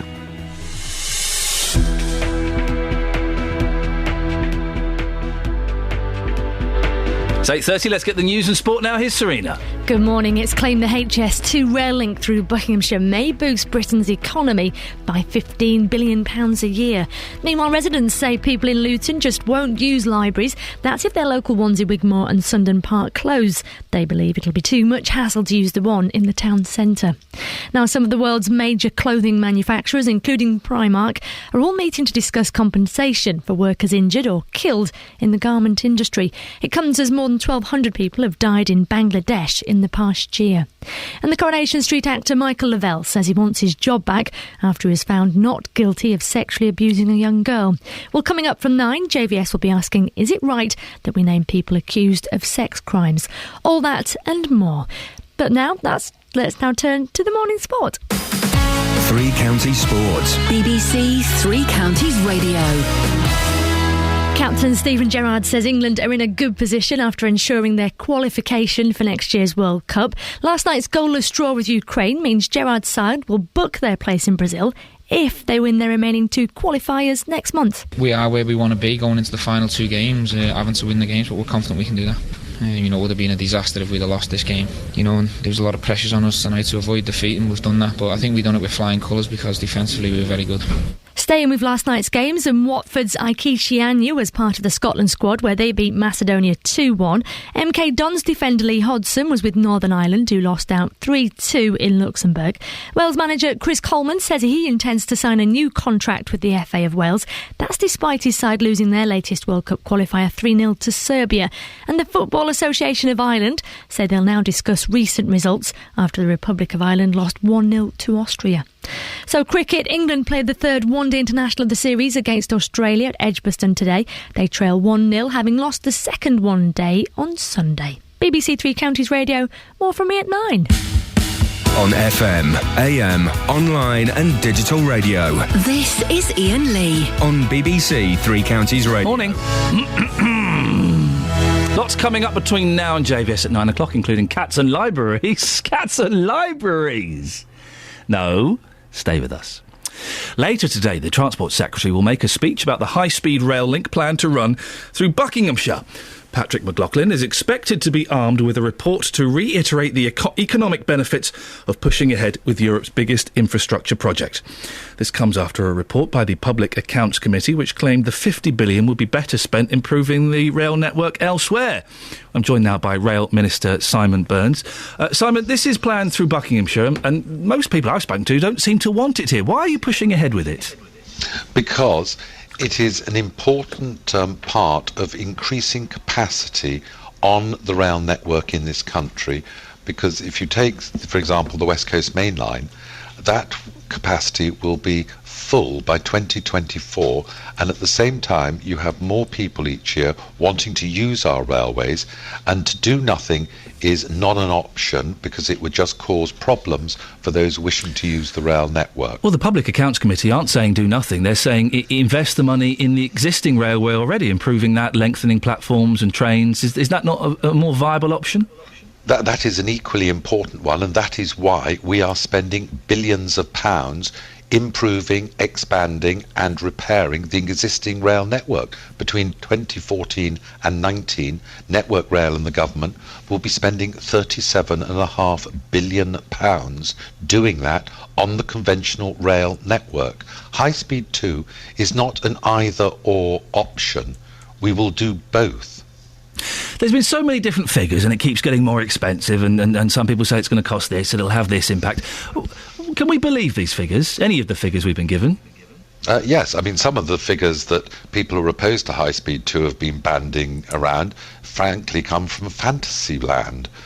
What we have got is a very carefully costed programme with very good checks and balances to ensure that we keep to the budget, and the budget is £42.6 billion, of which £14.4 billion is a contingency fund, much of which will probably never be used. So, what, you're saying it could cost as little as £30 billion? That's kind of what you're expecting? What we are expecting is that we will keep to the budget. The budget is £42.6 billion, of which £14.4 billion is contingency funding. OK, so just to confirm... And that is for the building of the railway. There is, of course, £7.5 billion for the rolling stock, with a £1.7 billion contingency fund. So just to confirm, the building of the railway will not cost more than £42 billion. You can guarantee that? £42.6 billion. Will not cost more than that? Yes, because we have vigorous controls and checks and balances to make sure that the project is kept on target and on the budget, just as Crossrail, which is the biggest development in Europe at the moment, is coming in on time and on budget, just as the Olympics were. Labour's former Transport Secretary, Alistair Darling, says it could drain money away from other much-needed projects. He's described the economic benefits as highly contentious. Conservative MP for Chesham and Amersham, Cheryl Gillan, says it's a boy's toy. She wants it scrapped. What would you say to these critics? Well, what I'd say to Alistair Darling is that he is wrong. And it is surprising, given that he was Chancellor of the Exchequer of the government that took the decision to build High Speed 2 back in 2009. And to my colleague Cheryl, I would say, I understand. She is the constituency MP for Chesham and Amersham. She is behaving correctly as a constituency member of Parliament, representing her constituents. But we have looked at her concerns, and we have gone a long way to helping to alleviate the impact of HS2 on her constituency by putting more of it in a tunnel. And ultimately, where I think I disagree with her, is that if we don't go ahead with High Speed 2, we will not have the capacity to meet the ever-increasing demand for rail use by passengers and more freight on our rail network. Simon, thank you very much for your time this morning. That's Rail Minister Simon Burns. Call 08459 455 555. BBC Three Counties Radio. We didn't finish the newspapers, did we? Should we have a little look at the rest of the newspapers? We get so carried away with lots of business and bits and pieces. The Independent, end of Lavelle's Coronation Street, end of Lavelle's Hell, Coronation Street Star cleared. And there's a picture of him outside of court. HS2 chief takes 3 months off with torn calf muscle? Huh? The government's planned high-speed rail link between London and Manchester has continued its descent into chaos. As Douglas Oakervey, the veteran chairman of the £42.6 billion project, remember, it won't go above that. And remember, £14 billion of that is a contingency plan they probably won't need to spend, so it's going to cost, what, £28 billion? Won't cost more than £28 billion. Well, there's a £14 billion contingency, so it won't cost more than £42.6 billion. We have it there from the Rail Minister himself. I hope we've clipped that just in case. And I thought the Olympics did go over budget. It went over the initial budget, didn't it? Because they forgot to add VAT on? Hello? Anyway, this gentleman's been forced to take 3 months off with a torn calf muscle. Mr. Okavy's leadership and experience is considered crucial at what is now a key juncture for the project, which would cut journey times from London to Birmingham to just 49 minutes. You could go to Birmingham and use their huge library. Is it the biggest library in Europe? The Daily Mail. Not the most flattering picture of Michael Lavelle, and I'm sure he's not that bothered. As Coronation Street actor is cleared of child sex attacks, furious families say he's a victim of celebrity witch hunt. Why was he ever charged? The Daily Express. They split it between Michael Lavelle being cleared and all banknotes to be plastic. This is health and safety gone mad. This is political madness gone wrong. What? Let's read on. Harder to forge and, more importantly, can survive a soaking in the washing machine. Really? Really? Is that the main reason? So when's this going to happen? Let's find out. New plastic banknotes could be filling our wallets within the next 3 years. They're cleaner, more secure, and because they last longer, £10 million a year cheaper than the cotton paper currently used, the Bank of England said yesterday. The bank plans to start with fivers and tenors, and if successful, all future banknotes will be plastic. But last night it was feared the plans will leave millions of pensioners and blind people confused. Pensioners, blind people, yes, I can understand why they might be confused. Pensioners? Really? Turn to page 4. Justin, I'll be with you in a second. Yeah, no worries, boss. I just want to find out about these plastic notes. Yeah. I know you want to know about this as well. Loads of money. OK. Cash is king. OK. Our current banknotes have an iconic status in society. I want to know when this is going to happen. Here we go. This is where we start to... I knew that there was a whiff, Justin, of this not quite being the truth that the front page implied. So, this is going to happen possibly in 3 years, and then we get to... A 2-month-long consultation will take place, guess where? Go on. Shopping centres. Right. To allow the public to fill the new notes and make comments. Oh, what a lovely day out there with it. Let's go down to our local shopping centre to feel something, and we'll give our views. Well, you're not allowed to do that anymore. Political correctness gone mad. Justin Dealey. Yes, Cats. You haven't got any pets, have you? No, my mum's got a lovely dog, a Bichon Poo. We've seen the naked pictures. Yeah, the selfie. Yeah. That was the dog's idea, not mine. But no, I've got a love for cats and all animals. I'm an animal lover, like most people in this country. Are you entering Miss World or something? I love all animals. Well, if you don't own... Here's something. If you don't own a pet, you have no soul. Oh, you have no soul. You need something that looks up to you and depends on you, and that loves you unconditionally. You need it. Fight back right now. I live in a flat and I'm not allowed a dog. Otherwise, I would have a dog. OK, well, I don't know if you've heard of, guinea pigs. Who wants a guinea pig? Oh, guinea pigs are great. They may look cute, but what's the point? OK, how about an indoor rabbit? Again, what's the point? You see, because you've got no soul. No, I've got soul. I just love dogs. I love cats. He does look good with a poodle. You would look very good with a poodle. Thank you. Now, Justin, you've been out asking people about cats. What have you been asking them? What have they been saying? Well, again, we're talking about antifreeze poisoning. It's something that we talk about with cats quite often on this programme. How anybody could do that to any cat, I don't know.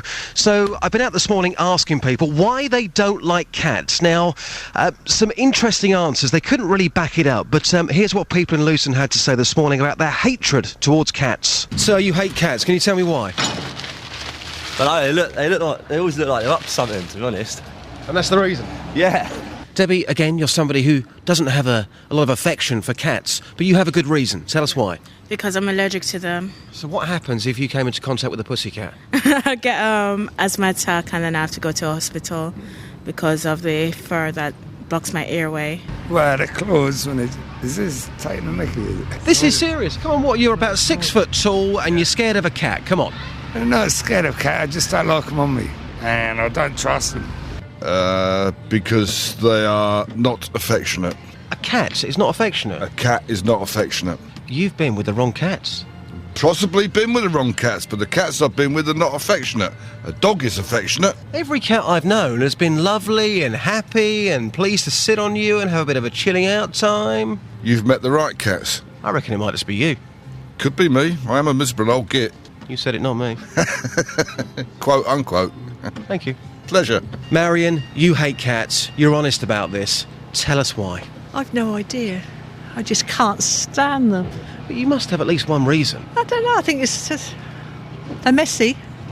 I think especially in the garden. I can't stand that. But So when you see a cat then, automatically you look at it and go, whoa, horrible little thing. I'd like to teach it to fly, literally. Flying cat? Yeah, how about that? Hey, Robert, you don't like cats. You hate cats. Why? Yeah. I don't know, I just hate them. But why? Is it the ears?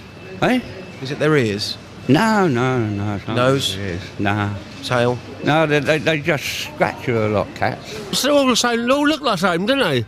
Different colours, though. Different colours, yeah. But you just don't like them? No, that's it. What a bunch of ridiculous answers we had there. That's why people in beds, hearts and bucks don't like cats.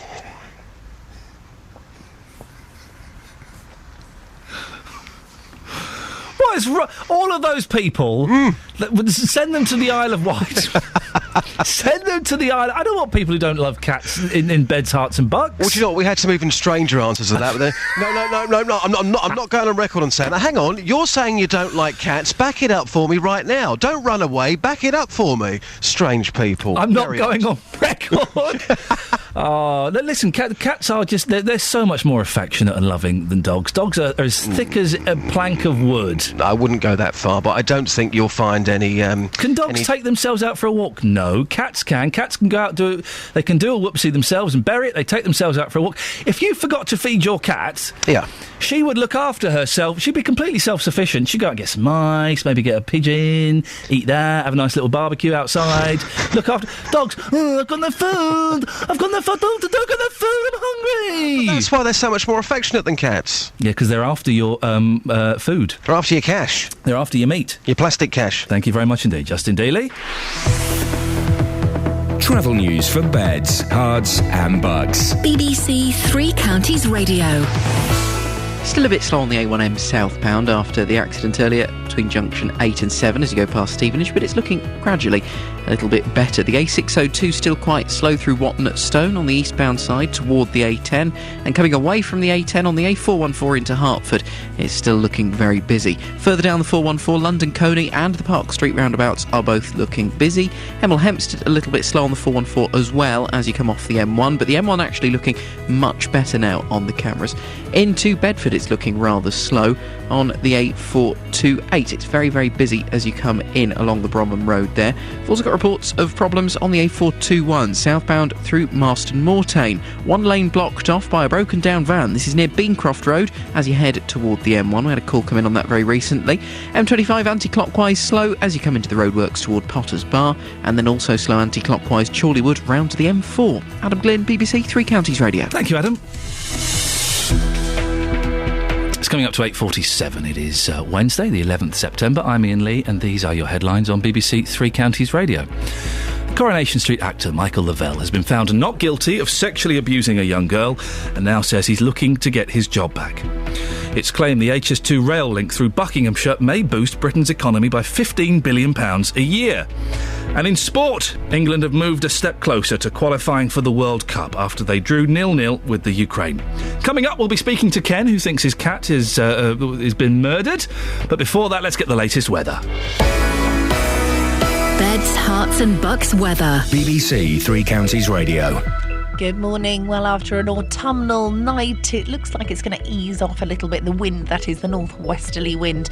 Although still cloudy this morning, we will see some brighter spells through the latter part of the morning and into the first part of the afternoon.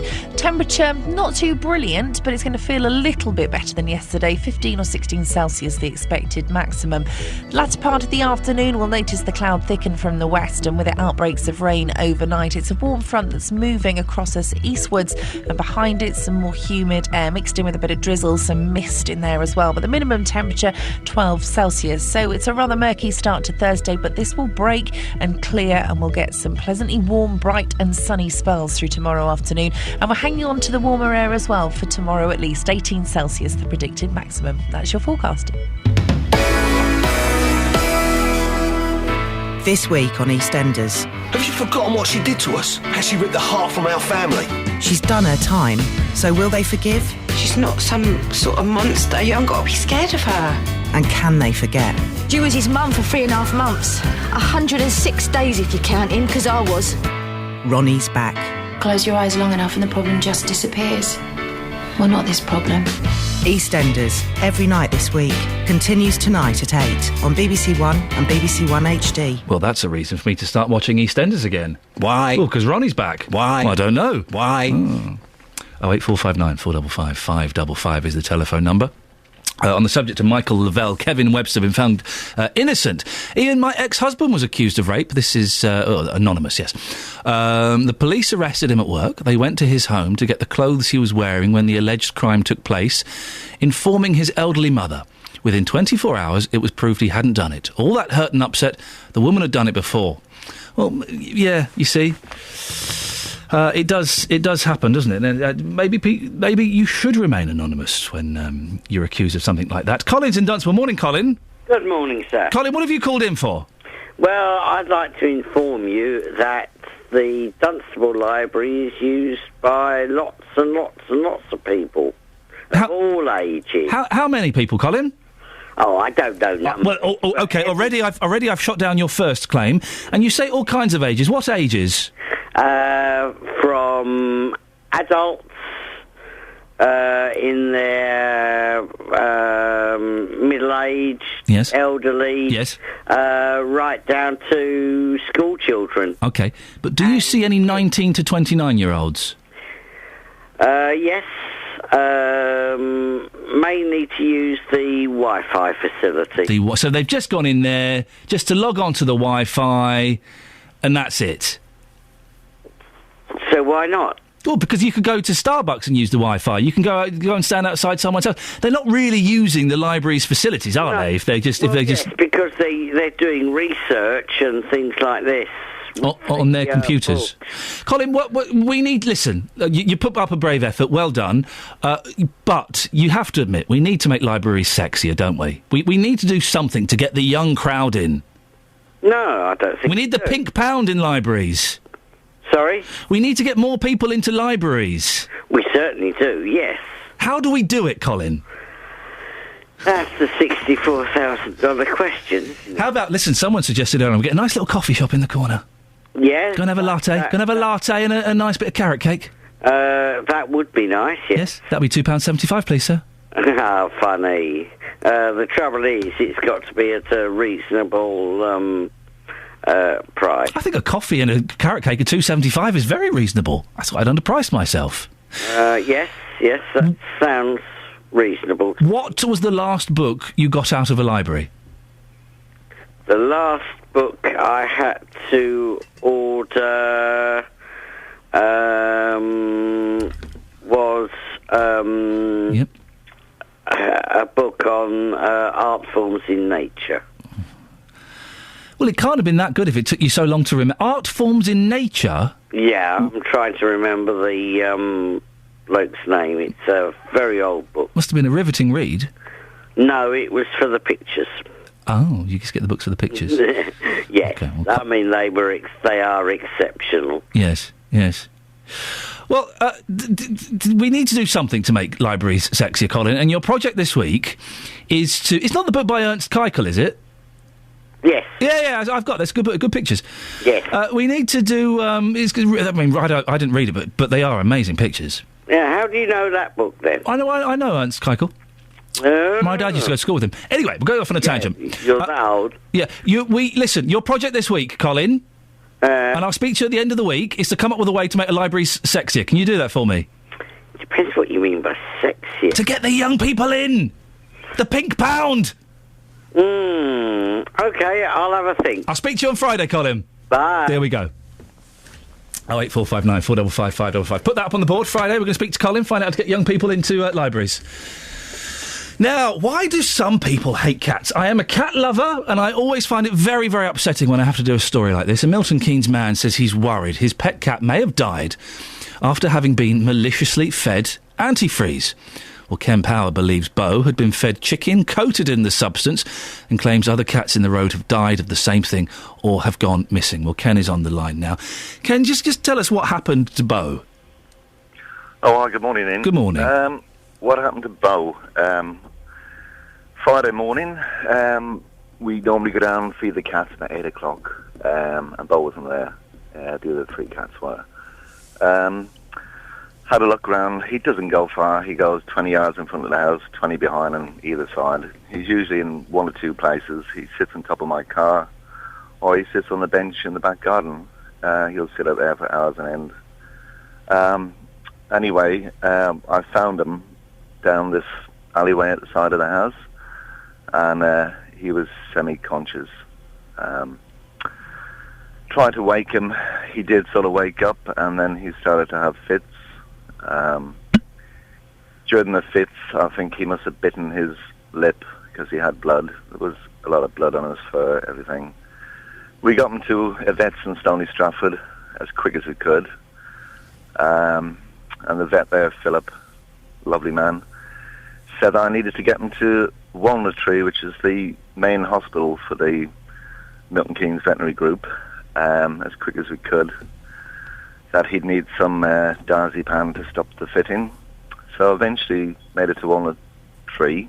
An amazing vet there called Rebecca seen him, and they tried to treat him, but I think at that stage he was in 2nd, 3rd stage of poisoning.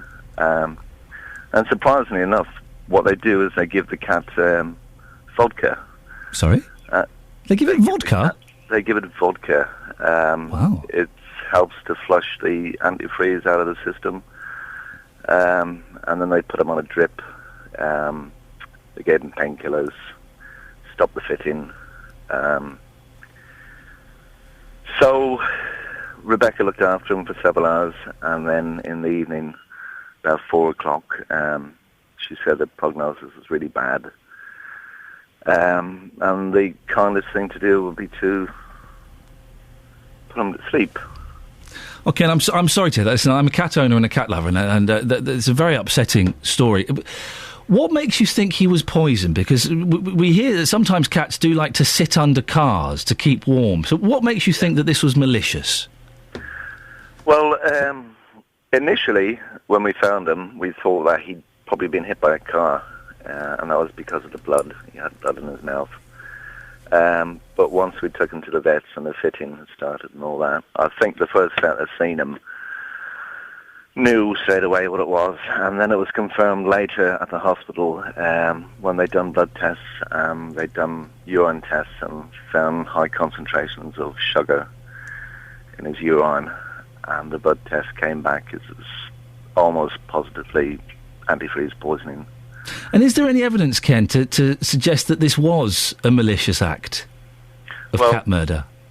Later on, when we thought about it, we thought the best possible outcome would be if it was a tragic accident and somebody had been doing some maintenance on their car or perhaps spilled some antifreeze, because that would mean that the rest of the cats would be safe to go out because it was an accident. However, it doesn't appear to be that way. Our cat died at the very beginning of our street, and the other cat was right at the bottom, a fair distance between them. Plus, 2 other cats have gone missing as well. We don't know what's happened to those cats. Ken, listen, I appreciate your time this morning. Thank you very much for coming on, and I'm sorry to hear your loss. People who aren't pet owners always scoff. Oh, you just go and get another cat. Oh, go and get another dog. No. It doesn't work like that, I'm afraid. You soulless, heartless people. The pet is a part of the family. Well, we'll be following that, Ken, and no doubt we'll be speaking to you again on the radio at some point to find out if any more cats have passed away in suspicious circumstances in Milton Keynes. And if you have a story that you think we might like to do on the show, then why don't you get in touch with us? I believe a member of Ken's family got in touch with us. That's how we got that exclusive. You can send me an email, ian.lee, IAIN.LEE at bbc.co.uk. If you just put down what you were looking at me for, what have I done? You're looking at me funny if I've done something. I didn't do a swear, did I? Gosh, wouldn't that be awful? You can send me an email, ian.lee@bbc.co.uk, and just give us a few lines about what the story's about and how it affects you. And we will certainly send one of our top reporters to look at it if we think it's worth looking at. If it's not, we'll put it in the trash bin in my email. That's how it works. Being realistic. Being realistic about it. Right, let's get the travel news. Travel news for beds, cards and bugs. BBC Three Counties Radio. Problems in Marston Mortain still on the A421 southbound. There's a lane blocked by a broken down van near Beancroft Road as people head down toward the M1, and it's definitely looking busy back past Wootton and toward Bedford. Into Bedford, still looking slow eastbound on the Bromham Road, the A4280 and the A428 a little bit better on the approach. A1M is actually looking much better now past Stevenage, where we had the accident a little earlier. Into London, though, you'll still find some short delays on the southbound A1 with queues around the Holiday Inn Junction and Stirling Corner, and a little bit of slow-moving traffic at Mill Hill Circus. M25, anti-clockwise, slow from Waltham Abbey through to Potter's Bar into the roadworks. Delays from Maple Cross to the M4 Junction 17 to 15 as well. But if you're travelling by train or by tube this morning, your journey should be a good one. They're all still running well. Adam Glynn, BBC Three Counties Radio. Adam, thank you very much indeed. Thank you to everyone who took part in the show. Getting lots of phone calls this week, which is good. I like more, please. Don't forget, go to iTunes and download the podcast. JVS is up next. Until tomorrow at 6, from me, ta-ta. Local and vocal across beds, hearts and bucks. This is BBC Three Counties Radio. Thank you, Ian. Good morning. Welcome to the JVS show. I'm Jonathan Vernon-Smith. It's Wednesday, and on today's big phone-in, is it right that we name people accused of sex crimes? Coronation Street star Michael Lavelle has been cleared of a number of child sex abuse charges,